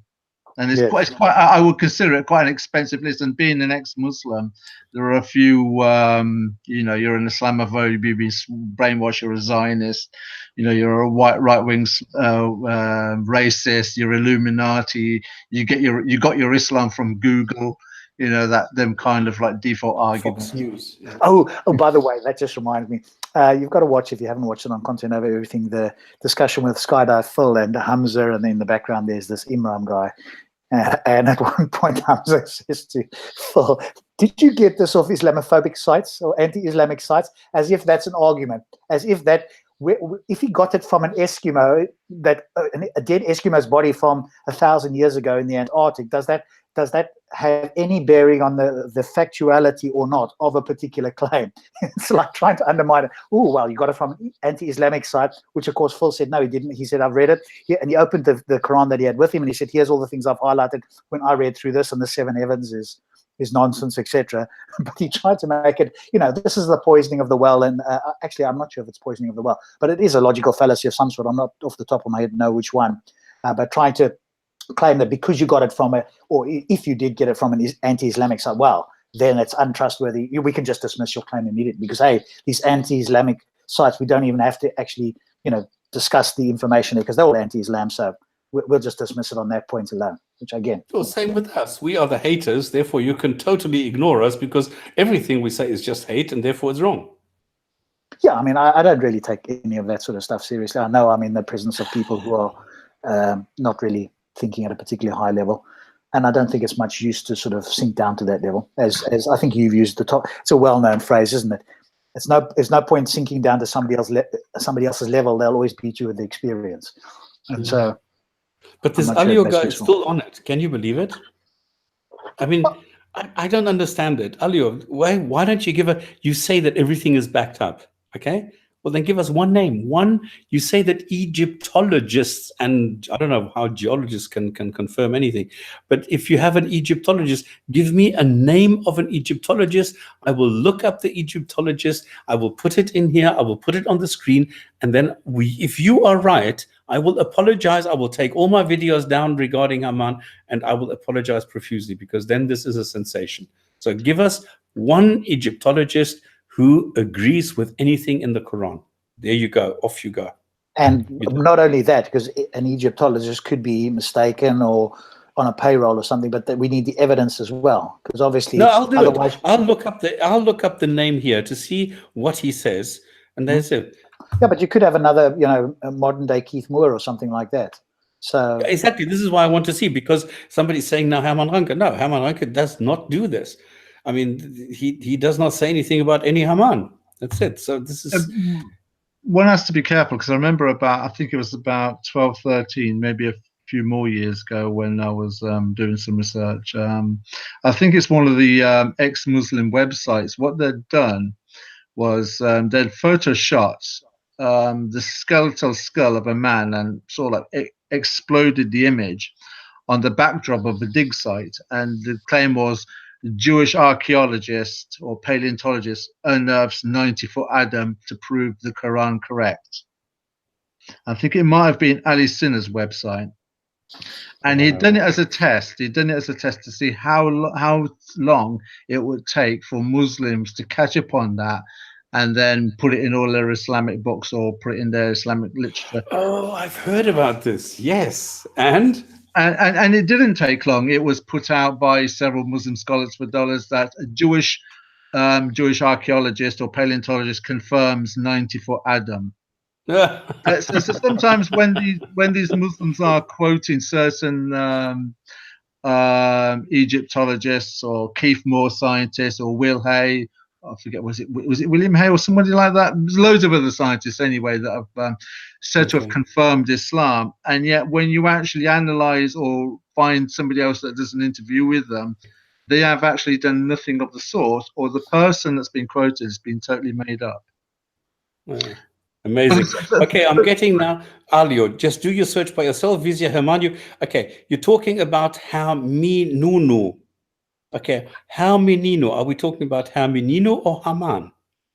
Now, I asked you, use your brain cells. What are you claiming? Don't tell me just do your search by yourself. You made the claim that there is an Egyptologist who goes and confirms the Quran. Quick, give me the Egyptologist. I don't understand these guys in the chat, like, some of them who, like, talk a big game in the chat, but yet they have no balls to come in here and join the live hangout. I just don't understand that sometimes. Yeah. Bill. Okay, but I asked him, TJ, this is a very clear thing. He said there are Egyptologists who confirm what it says in the Quran. Give me one. Like who? Give me one name. Then you have a guy who says, show me, says, anyone who is curious. I just gave you the whole story.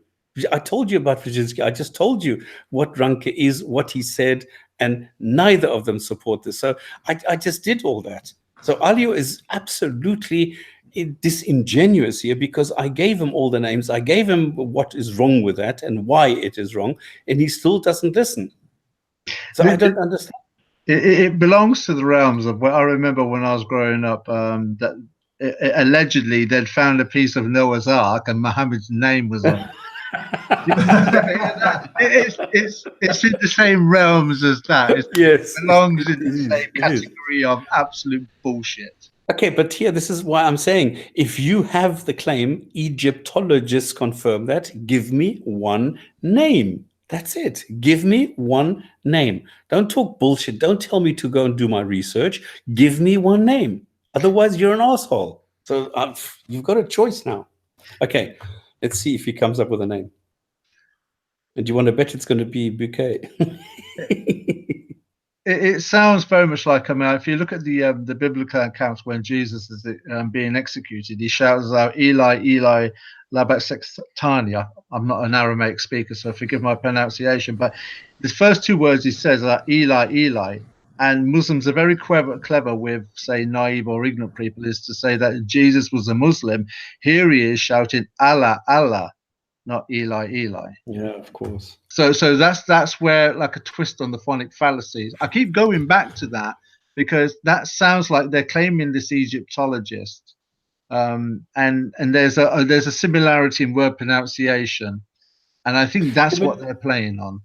Why is it that people say that Isa was never on the cross? He was exchanged for Simon. Why is it that they claim that Jesus had nothing to do with Isa? Hey, what? They claim that Jesus had nothing to do with Isa, that this is a different guy, that the claim that this is the Son of God is not true, and that Jesus was never crucified. Well, I mean, that's a completely separate character then, right? I mean, Yes. Yeah. So, I mean, at the end of That's the day, what they say. He was substituted Jesus, by Simon, yeah. Yeah. So, I mean, you can't say that. So, like, when they make that claim, as they, you know, as most Muslims do, saying that, yeah, like, you know, we believe in Jesus too. Yeah, but your conception is entirely, you know, antithetical to the, you know, Christian position of Jesus.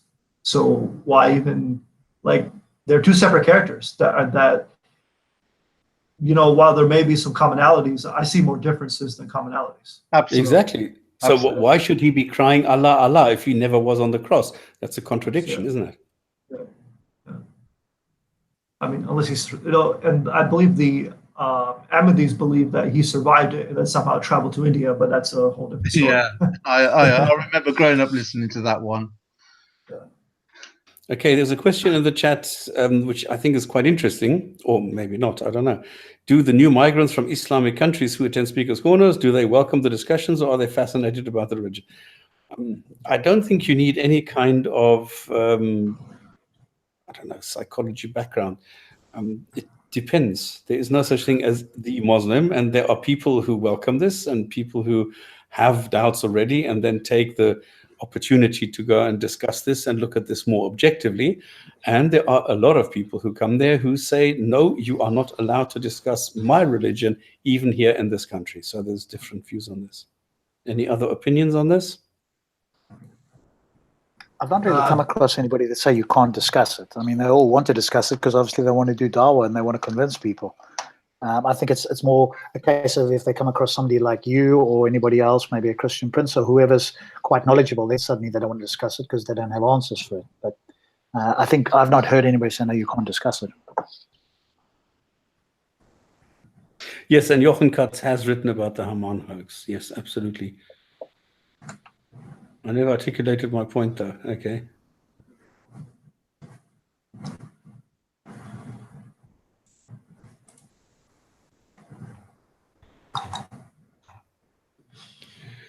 Islam, I don't think so. He was saying the Smurf thing. This is that Bible says it's backed by Egyptologists. That construction visa. Okay, what part of give me a name of an Egyptologist? Don't you understand? Again, give me the name of one Egyptologist. One name Egyptologist. Do you understand that? Wow. He's going to say Napoleon, right?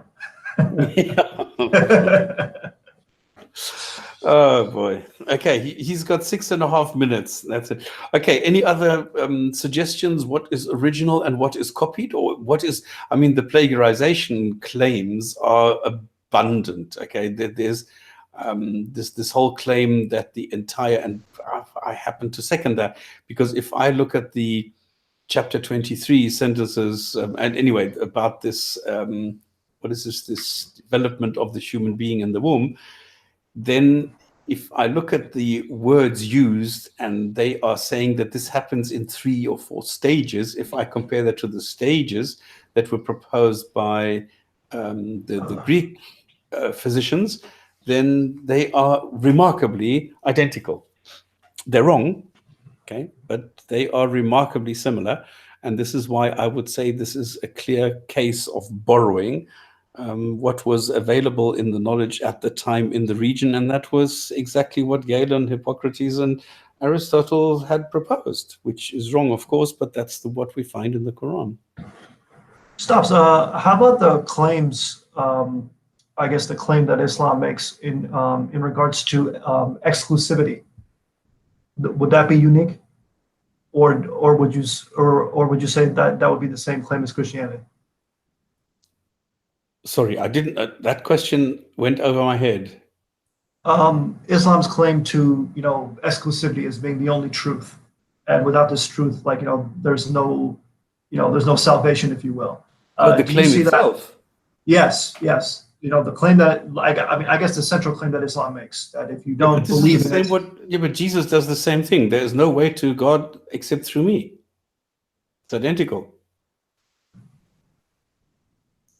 I can see, and that's the thing too. It's like, even if Christians believe in Jesus, I mean, until they believe in Muhammad, right? They can't be saved, correct? Yes. But the thing is by implication, any religion that claims to be truth, and which they're all going to do that, are going to be exclusive, aren't they? That by implication is the default. If you're claiming to be the truth, that is the Well, default does exclusiveness. Judaism make that same claim in your view? It does up until about Jesus's arrival. Yeah, you've only got to read the text to see that. There's nothing that suggests that there's 2 or 3 versions or 2 or 3 avenues. Everything's exclusive and with one road, so to speak, or one path to walk. I think Jesus in Matthew, I think it's around about Matthew 7 in the Sermon on the Mount, it turns around and says, "Not everyone saying to me, Lord, Lord, will enter into the kingdom of the heavens, but the one doing the will of my Father who's in the heavens will. Many will say to me in that day, that day, we'll prophesy in your name, do this in your name, and do that in your name." And Jesus says, "I will tell them, get away from me, you workers of lawlessness." I think John 4:24 says, "Those worshiping must worship with spirit and truth." So there is an exclusivity. There is only one path, and the scriptures in the Bible are riddled with that dialogue. But it's interesting to see that Judaism has no concept of like an afterlife. So if there is an Sorry? exclusivist claim, Sorry? I don't think Judaism has a claim to an afterlife. No, it doesn't, because I think Ecclesiastes chapter 9, verses 5 and 6 make it clear that when you're dead, you're dead. And the simple logical question you can ask is, when you look at the biblical narrative, God makes it clear to Adam, if you eat from the tree of knowledge and good and bad, you're going to die. He doesn't say you're going to go off to another location and be rewarded. Dead is dead. From the ground you are, and to the ground you will return. So even though Judaism makes that, may make a claim of exclusivity in terms of the afterlife, I mean, once we're dead, and that's it, right? That's yeah. Don't take my word for it. Look at the Genesis account. Then look at Ecclesiastes chapter 9, verses 5 and 6. I think Psalms 145, verse 6 says the same thing. And in fact, when you go to the gospel account, when Jesus is about to raise Lazarus, he says, I'm going to wake him up from death. Mhm. So he wasn't in some other location, was he? I mean, it would be a pretty poor show for Jesus if Lazarus was Jesus's friend. That would mean that Lazarus was a decent guy in Jesus's eyes. If there was some kind of dimension you go to when you're dead, that would have mean that Lazarus was up in heaven. Why on earth would Jesus, bring him back down to earth again when he's earned his reward?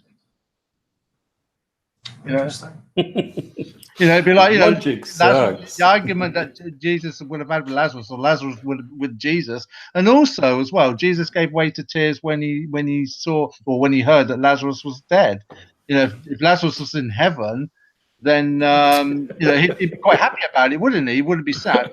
But also as well, when you go, I think you just reminded me of another scripture in Ecclesiastes where King Solomon is likening human beings to animals, and he says they all have the same destination. That's an interesting point, because what he's basically saying there is that you all go back dead to the ground. If there was this, go upstairs, go downstairs, then by implication, animals go to heaven and animals go to hell as well. Interesting. I never knew that. That's Thank you in for that clarification. that's in Ecclesiastes. If you want the reference, I'll put it in the comments section. Oh yeah, that'd be great if you could. Yeah, if you could, that'd be great. Yeah, I will do. Thank you. Sorry, we got a little off topic there. Sorry, Stops.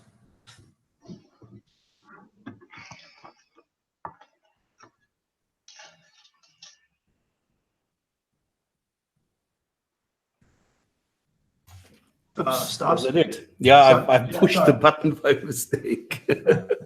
Well, I couldn't Sorry about that. unmute myself. Okay, is there anything else that we want to talk about? Because this audio is not making much sense. It's a pity. I would have hoped that we would have a discussion on something, but that's stupid. Anything else that we want to talk about? I guess there's nobody else that wants to join the show, particularly a Muslim. Not for tonight, but Thunderous, you said something about you had something you might want to read or you might want to join us, so maybe we could do a show on it. What was it that you said? I've missed you. You said something a little earlier on.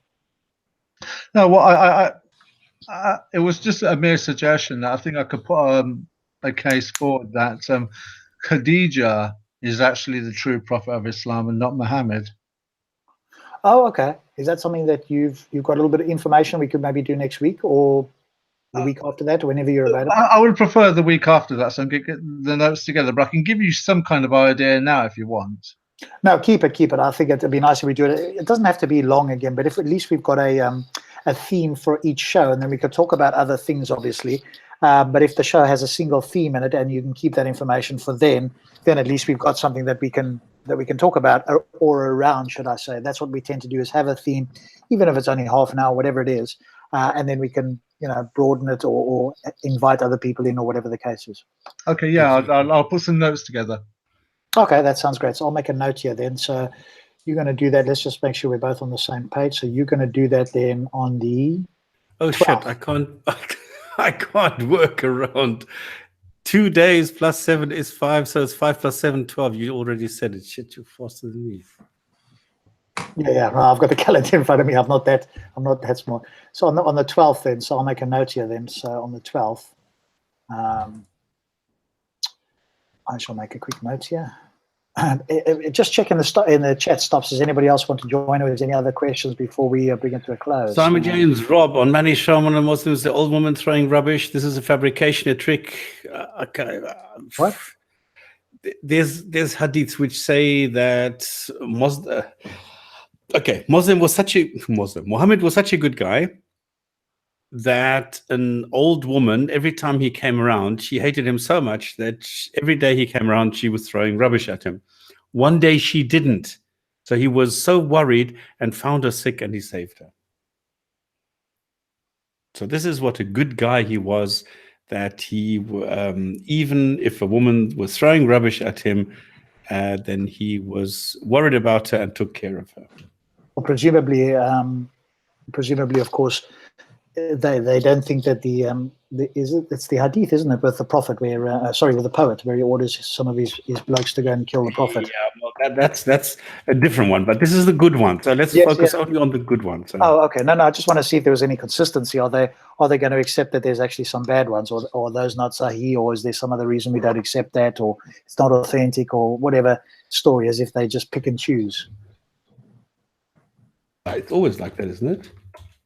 Yeah, certainly seems to be that way. I do attempt to keep looking for consistency. And I appear to be thwarted.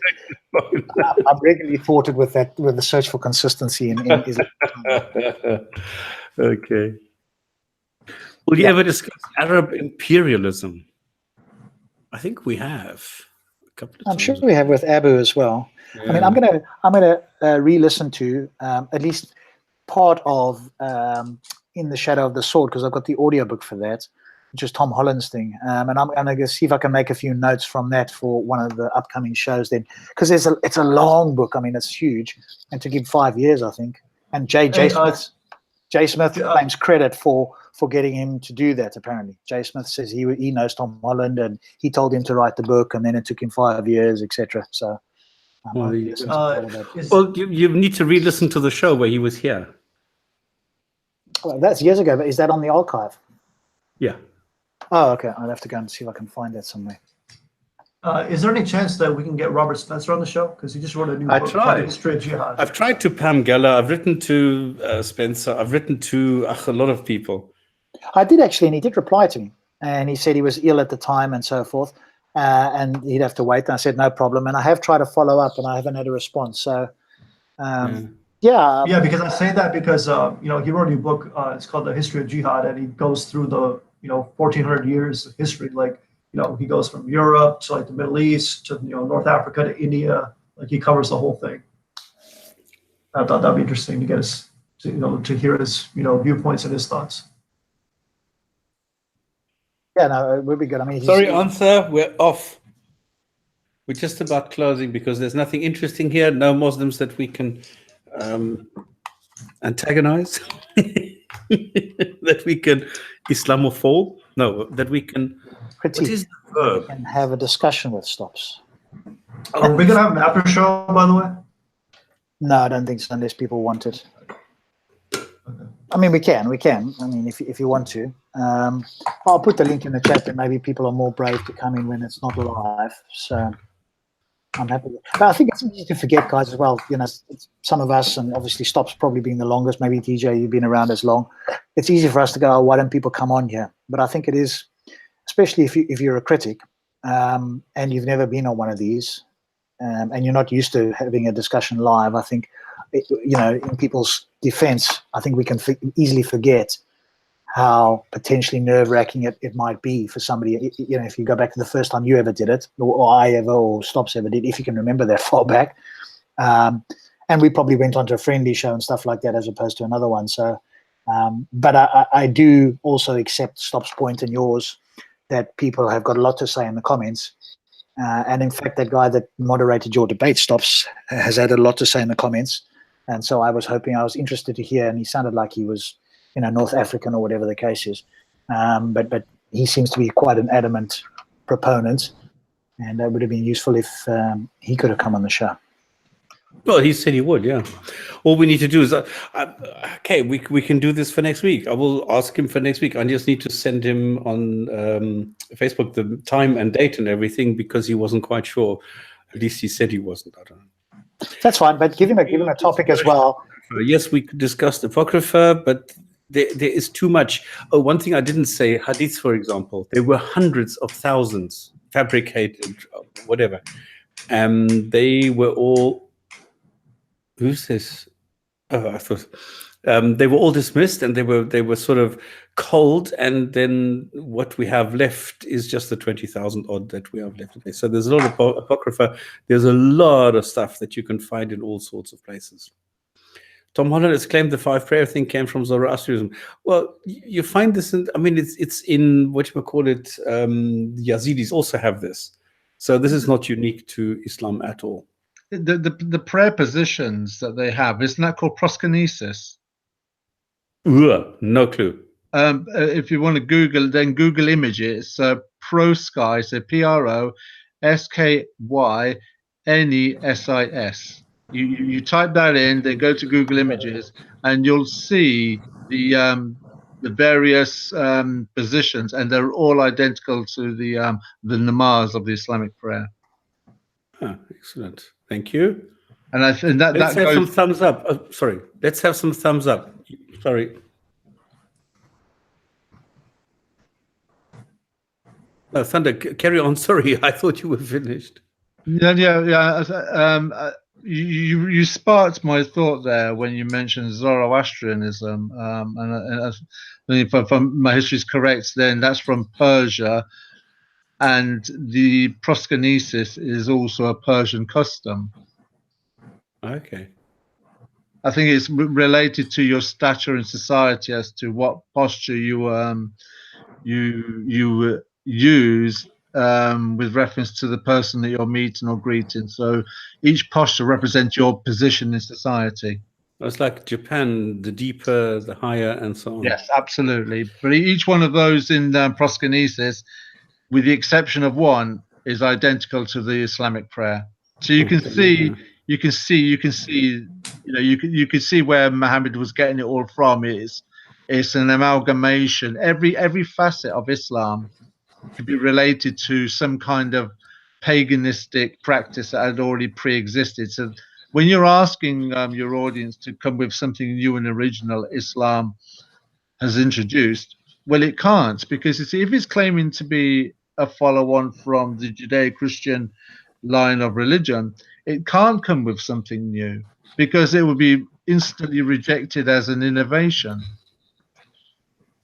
So it has to have some kind of continuation rather than a new revelation. Otherwise, it would have stood out as being false from the audience at the time, his contemporaries. Thank you for that.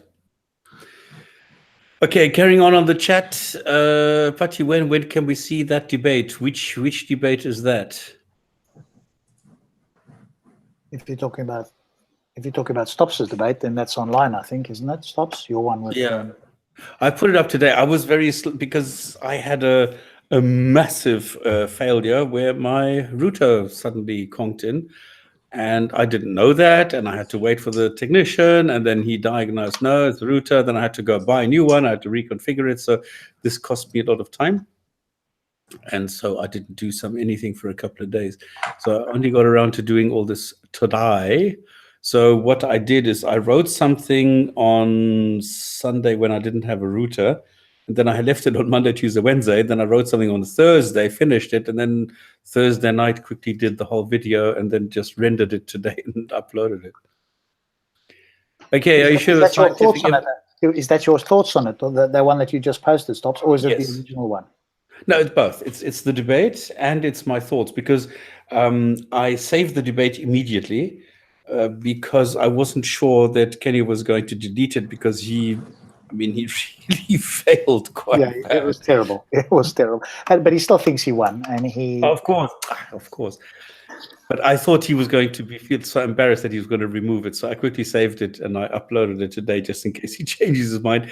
And I made a video, a 22 or whatever minute video with my thoughts on this, where he's making so many stupid claims. Like suddenly he said, I never offered to exchange our the talking points. He says, and I will never be able to show this because it doesn't exist. It's not there. And then, of course, he's got his cronies, and they're saying, yeah, you see, you didn't do this. You are lying. And so I put the screenshot in the video to say, okay, here's the claim. I will never be able to show that I did this. And then the message where I do. Then there's the claim that I will never be able to show that he changed the topic from embryology. It was never the topic. Embryology was never the topic. And then I put the screenshots of where he does. And I do a couple of those because it's actually quite funny. That debate got progressively worse as time went on. Yes, I felt like really my ears were going to start bleeding at some point. That's how bad it was. It's just, I couldn't. I don't know why we waste our time with certain people. If you're going to preach a sermon, that's one thing. Go to the pulpit. But if you're going to engage in a debate, there's a certain format. There's a way of doing things. Yeah. Okay. Anyway, I've learned from this. I'm just going to ignore him from now on, because really he's useless. There's nothing. I think the biggest thing to take out of that sort of thing, which is a good learning for all of us, really, if we ever have a discussion in any sort of format like that, is to be much more specific with the title.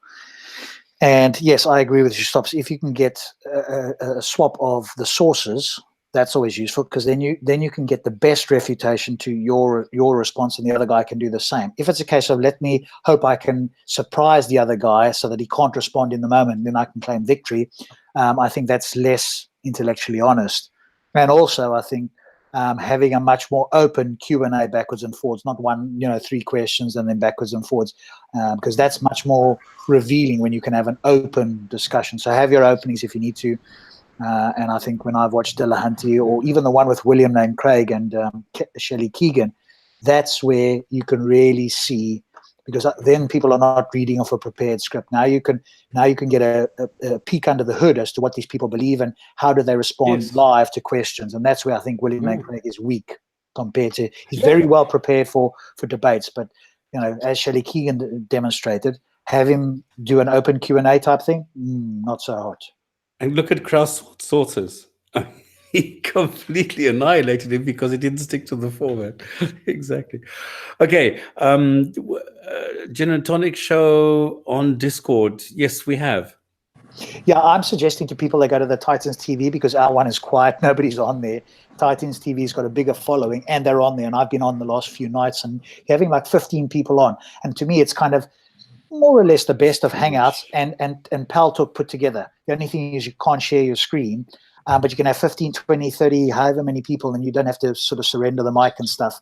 And you can locally mute. So if somebody's just being an arse, you can just mute them and you can just speak to other people. He won't know he's muted and you just don't have to hear somebody. So Discord is useful, I would suggest, because you can have multiple topics and all that sort of stuff. But our one, you know, is there, but it's very small. What do you miss most about Iran? Well, the girls. Oh, sorry, I'm not allowed to say that. I am, how old am I? I'm 70, 76 or something, so I'm not allowed to say these things. Actually, what I miss most is on Shemiran. Shemiran is one of the biggest roads in Tehran. And on Shemiran, we had the CRC, the City Recreation Center. And in the City Recreation Center, they had a small restaurant, and in there they had jambalaya. And that is what I miss most about Iran. This was brilliant. I used to love going to that restaurant and having jambalaya with my parents. Remember, I was still very young. So that's what I miss most. What else? Why So Religious is here. Hello, welcome. What else did I miss? Here's a chance to liven it up. The Jinn&Tonic show. What? 22. Here's a chance to liven it up. What? Am I missing something? It's not convincing. It's use your. We're on Hangouts. Okay, I'm not sure I understand. My evidence is backed by Egyptologists. I'm still waiting for the Egyptologists. There's nothing. Titans TV can be boring at times. Yeah, there's a lot of waffling going on, and it's too long for me. I don't have time for that. Yeah, and I think a big panel is also challenging because everyone wants to get their say in, and you can't really have a back and forth as easily.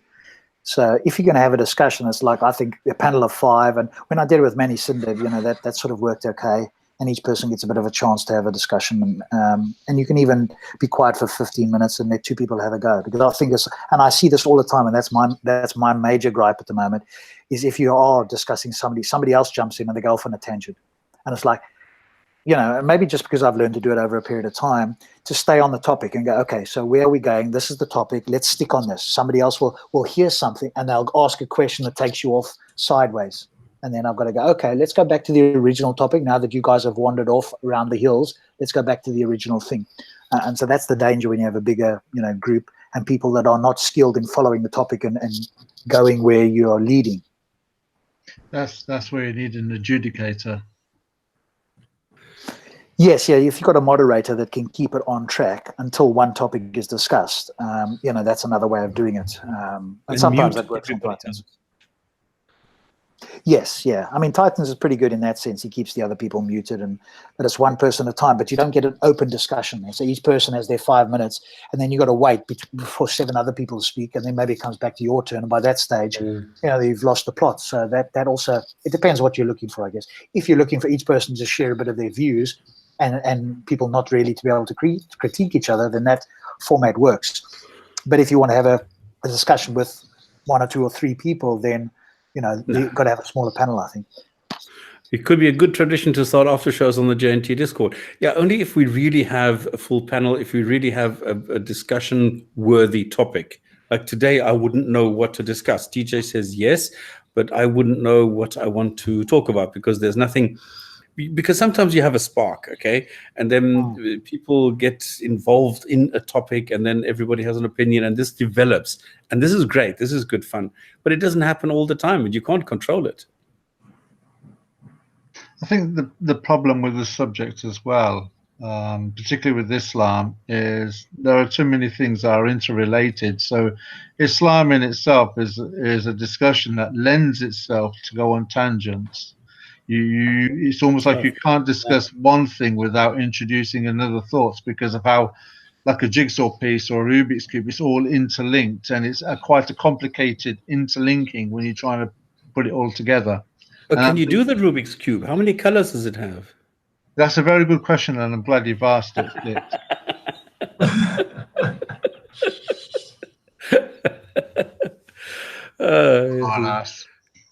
Okay, this channel should have 1 million live viewers. I agree. Thank you very much. Thanks, 1138. Lily, can you make me a moderator on Discord? We need a couple to get it running smoothly. Are you proposing a couple? Who are you coupling with? I know Ansar has got the hots for you, but I don't know if this is going to work. I mean, I'm just looking here. I'm not sure how I make her a moderator. I'm not an expert on. What on is the Discord for Jinn&Tonic? Guess what? It's Jinn&Tonic. It's been linked to higher up there. Lily put the link in. Lily, if you just put the Jinn&Tonic Discord link in again, but I'm just trying to see if I can find a way to actually make her, because in there's a discussion option. There's a general option where you can, it says voice channels, and in there you can go in and have a voice conversation. But how do I make her what you call it? Moderator. A moderator, yeah. I don't see the option. Maybe I'm looking at my mobile phone. Maybe it's not the mobile phone. If I go to the Discord app. Oh, I've got an app. I can do this via here. Where's my Discord? Here. I can look at it here. Kalam has a different audience. I hope you get more subs. Yeah, Kalam, this is, I don't know, it's quite weird what they sometimes... Yes, the black culture audience is one of the big audiences that he has. And that's great. If they want to talk about that, obviously they're welcome to. That's not something that I'm as much interested in. I mean, as I have done before, I'll offer the view on occasion, but it becomes very passionate and becomes a bit of a rant and stuff. I was on the other night, or last week, I think, on Many Cinders, and this Betty somebody or other was on there. And I quite calmly pointed out that she was emotional and logical arguments about, black people being victims and all that sort of stuff. Didn't really stand up, and off she went on a rant. And of course, along the lines of, you're anti-woman because we're emotional and we should bring that to a logical argument. I'm like, no. You can't play the sexist card and tell me that emotions are useful in a logical argument. They're not. And if you want to claim that makes me sexist, I mean, you don't know anything about me, but if that's your claim, or at one point I sound like a white supremacist, I mean, that sort of stuff. So it just becomes, nonsense, really, after a while. Oh, shit, I missed a message because I want to sit down. I want to sit down with you, Rob, and with Kalam, and I just don't have the time. I never know when to do this. What's that, sorry? Okay, I cannot find Jinn&Tonic. Okay, here I have Jinn&Tonic. Where do I have Lily there? If I right click profile, mention, message, call, add note, user volume, mute, change nickname, invite to server. I love stops. I do love your stops. You give us a running commentary on all your technical. Because I'm looking for help. I thought somebody says, yeah, go there. That's where you go. I see Lily here as well. Screaming for help. Kick her. Can I kick you, Lily? How do you react to kicks? It sounds like we're all chasing Lily. All we want to do is add her as a moderator on Jinn&Tonic, because on the Discord server. But add friend. No, I don't want to friend her. Sean, I want to make her a moderator. And what is her change? Okay, I can't see. You're right. I can't see this anyway. I can't see it either. But you set that up, so you're the main dude there. So it's not my fault. Yeah, of course. No, it's not your fault. But you're the main dude. You set that thing up. I don't think you even made me an admin, by the way. So I have no idea. Have you? Okay. Oh, yes. You can see there's a little crown there. You're the king of the castle there. I can see it in the online thing. Anyway, this is prolonging the thing. All right, guys. So what we'll do now is we'll go into an after show stop. So we've got a quick hadith for the day. We'll go into an after show. We'll post the link to the Hangout for now, because we're back in with Discord here. We'll post the link in the chat there and hope we don't have any. Ask Titan's moderator. Exactly, they will know. It's a good idea. No, because I don't know who that is. If he is one of the Discord guys who's actually working for them, because he seems incredibly knowledgeable. I mean, really good. Okay, I've got a very quick hadith. Why after show? Paul wants to join. Okay, are you going to put? Yeah, you're going to put the link in there. Okay, the hadith of the week is also by Abu Huraira. Surprise, surprise. Messenger of Allah, which is Muhammad, said, "The poor will enter Jannah 500 years before the rich." That's it. That's it. That's it. The poor will enter Jannah 500 years before the rich. Now, Where are the rich we're for talking about 500 years? eternity. We're talking about eternity, Yeah, and they will be 500 years before that. What the fuck is 500 years if you're talking about eternity? but where will they be for 500 years? So Well, the they're rich going to are be lying in standing the there grave. doing what No, where? they will be dead in the grave. Exactly. They will be dead in the grave, and they will be so sorry. Beach, the quiet one, general text and greetings on Discord. Oh, Beach went, oh, hello, girl. She went to Thingamajig. I'm getting messages here now. Oh, people going to Discord, and I'm getting all the messages. God, that's great. Okay, so they're lying in the grave, and they're feeling very sorry for themselves because all the other dudes are already in heaven, and they need to wait 500 years. Can you Are believe they it? conscious then? So if they're lying in the Well, they're grave dead. feeling sorry for themselves, but if they're feeling sorry for themselves, they have to be conscious then. No, they're dead and feeling conscious for themselves. How can they feel anything if they're dead? They're Well, dead. that is the miracle of Islam. But this is where this is where I say to you, you have to bring all, you know, when you're having a discussion with a Muslim, there are so many, you know, you mentioned earlier on about like the inheritance fractions don't make sense when you add them up as a collective, the numbers don't work. It's the same thing when you're having a discussion about the resurrection. When you pull in all the surah and all the hadith together, then even that doesn't make sense if you're trying to put it in, well, this is what happens from this, then this process, then this process, then this process, then this process. It doesn't stack together. If No, that it makes doesn't. You know, it's a bit like, you know, when people are talking about embryology, as an example, all people talk about is the Quranic embryology and the information pertaining in there. But it's not as simple as that. You have to have the angel coming down for the 40 days, then he does another 40 days, then he does another 40 days. You know, saying, you know, that's all part of the embryology process. So when I have a discussion with a Muslim, it's all the other stuff that's related to that one subject, not just not just those 4 or 5 surahs. Am I making any sense? No. Well, yeah, you're making sense, but the contents does not. You're always asking, am I making sense? Yes or no. I tell you Depends how why. you look at it. What did you? I forget the other guy's name. He mentioned something which I thought was quite generous of him. That when you're having a live discussion and you've not got any experience in it, there is a certain lack of confidence and a requirement of courage. And it's strange because if I was with you face to face, the one thing you wouldn't say is that I'm reticent or lack courage or confidence. But for some reason on the internet or via Google chats and whatever, I do seem to lack that, and I don't know why that is. Maybe because I prefer talking to a person in person. So when I say, "Am I? You know, do I make sense?" Well, I think that's just me being a little bit, I don't know, lacking confidence. Yeah, it can be. Different platforms work for different people. I think like TDS Dave is brilliant in the comments, but like he doesn't enjoy as much the live ones. And I'll see him down in Speaker's Corner, so he tends to listen more or have quiet chats off camera and that sort of stuff.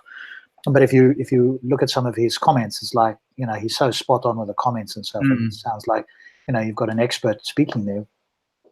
So somehow some people have got it better. But I do think a discussion, you can get more nuance in a discussion, because to write it out, I mean, there's advantage to writing out. You can be very accurate, thoughtful. Every single word can be perfect. And that's kind of, you know, there is something to be said for that. Yeah, there's a planned process, but when you're talking live, you have to speak extemporaneously or spur the moment and on the spot. So sometimes you don't have the moment, as it were, to collect your thoughts and, you know, to gather the information that you've already stored and put it in a concise formula that other people can understand. Whereas when you're writing something down, you have the time to process that. Yeah, that's true. But I've also got a belief, and everybody has their own, but the more you do something, the better you become at it. So the live discussions, you're able to, you know, respond, to think, you know, and to me, you know, you can get better over time. So, you know, and especially if other people can do it, you know, unless, and I'm not particularly high IQ, and I don't believe that at all. And when I've done sort of IQ testing, just the fun sort of stuff on Facebook and all that sort of stuff, I'm like, I'm not all that good. but I learn over time, and I think that's what any of us can do. But you've got to put your foot in the water, or put yourself out there and do that. Absolutely. Listen. I think that's one way to do it. Is you listen in the beginning, try and pick up what people are saying, see where you can. And I listen to smart people, and that's how I learn. To all of you guys, to other very smart people out there, and then you go and test it out yourself, because you can have it all in your head, but if you don't actually go out and have a live discussion with somebody, then you can always play it over in your head, like how you'd say X, Y, and Z.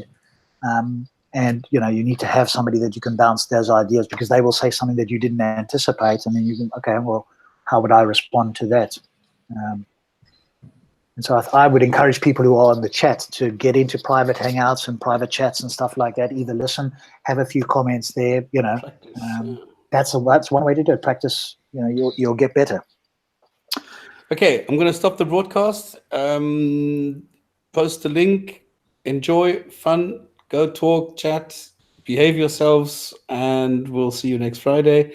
Hopefully, I'll see you on Sunday, Rob, right? So, yeah. Yes, you can be in my ear on Sunday, and we'll wander around and see what we can see. I'm going to try and get there for 12 o'clock or something like that, because I think something's kicking off at 12, but I'm staying with somebody, so I just need to see if we can get there and all that at that time. I wonder if Tan's going to be back or allowed to be back, or whether he's been banned or something. This could be interesting. I haven't heard anything. Okay, guys, banned. see you later. See you next week. See you then. Ciao. Bye-bye. Good night.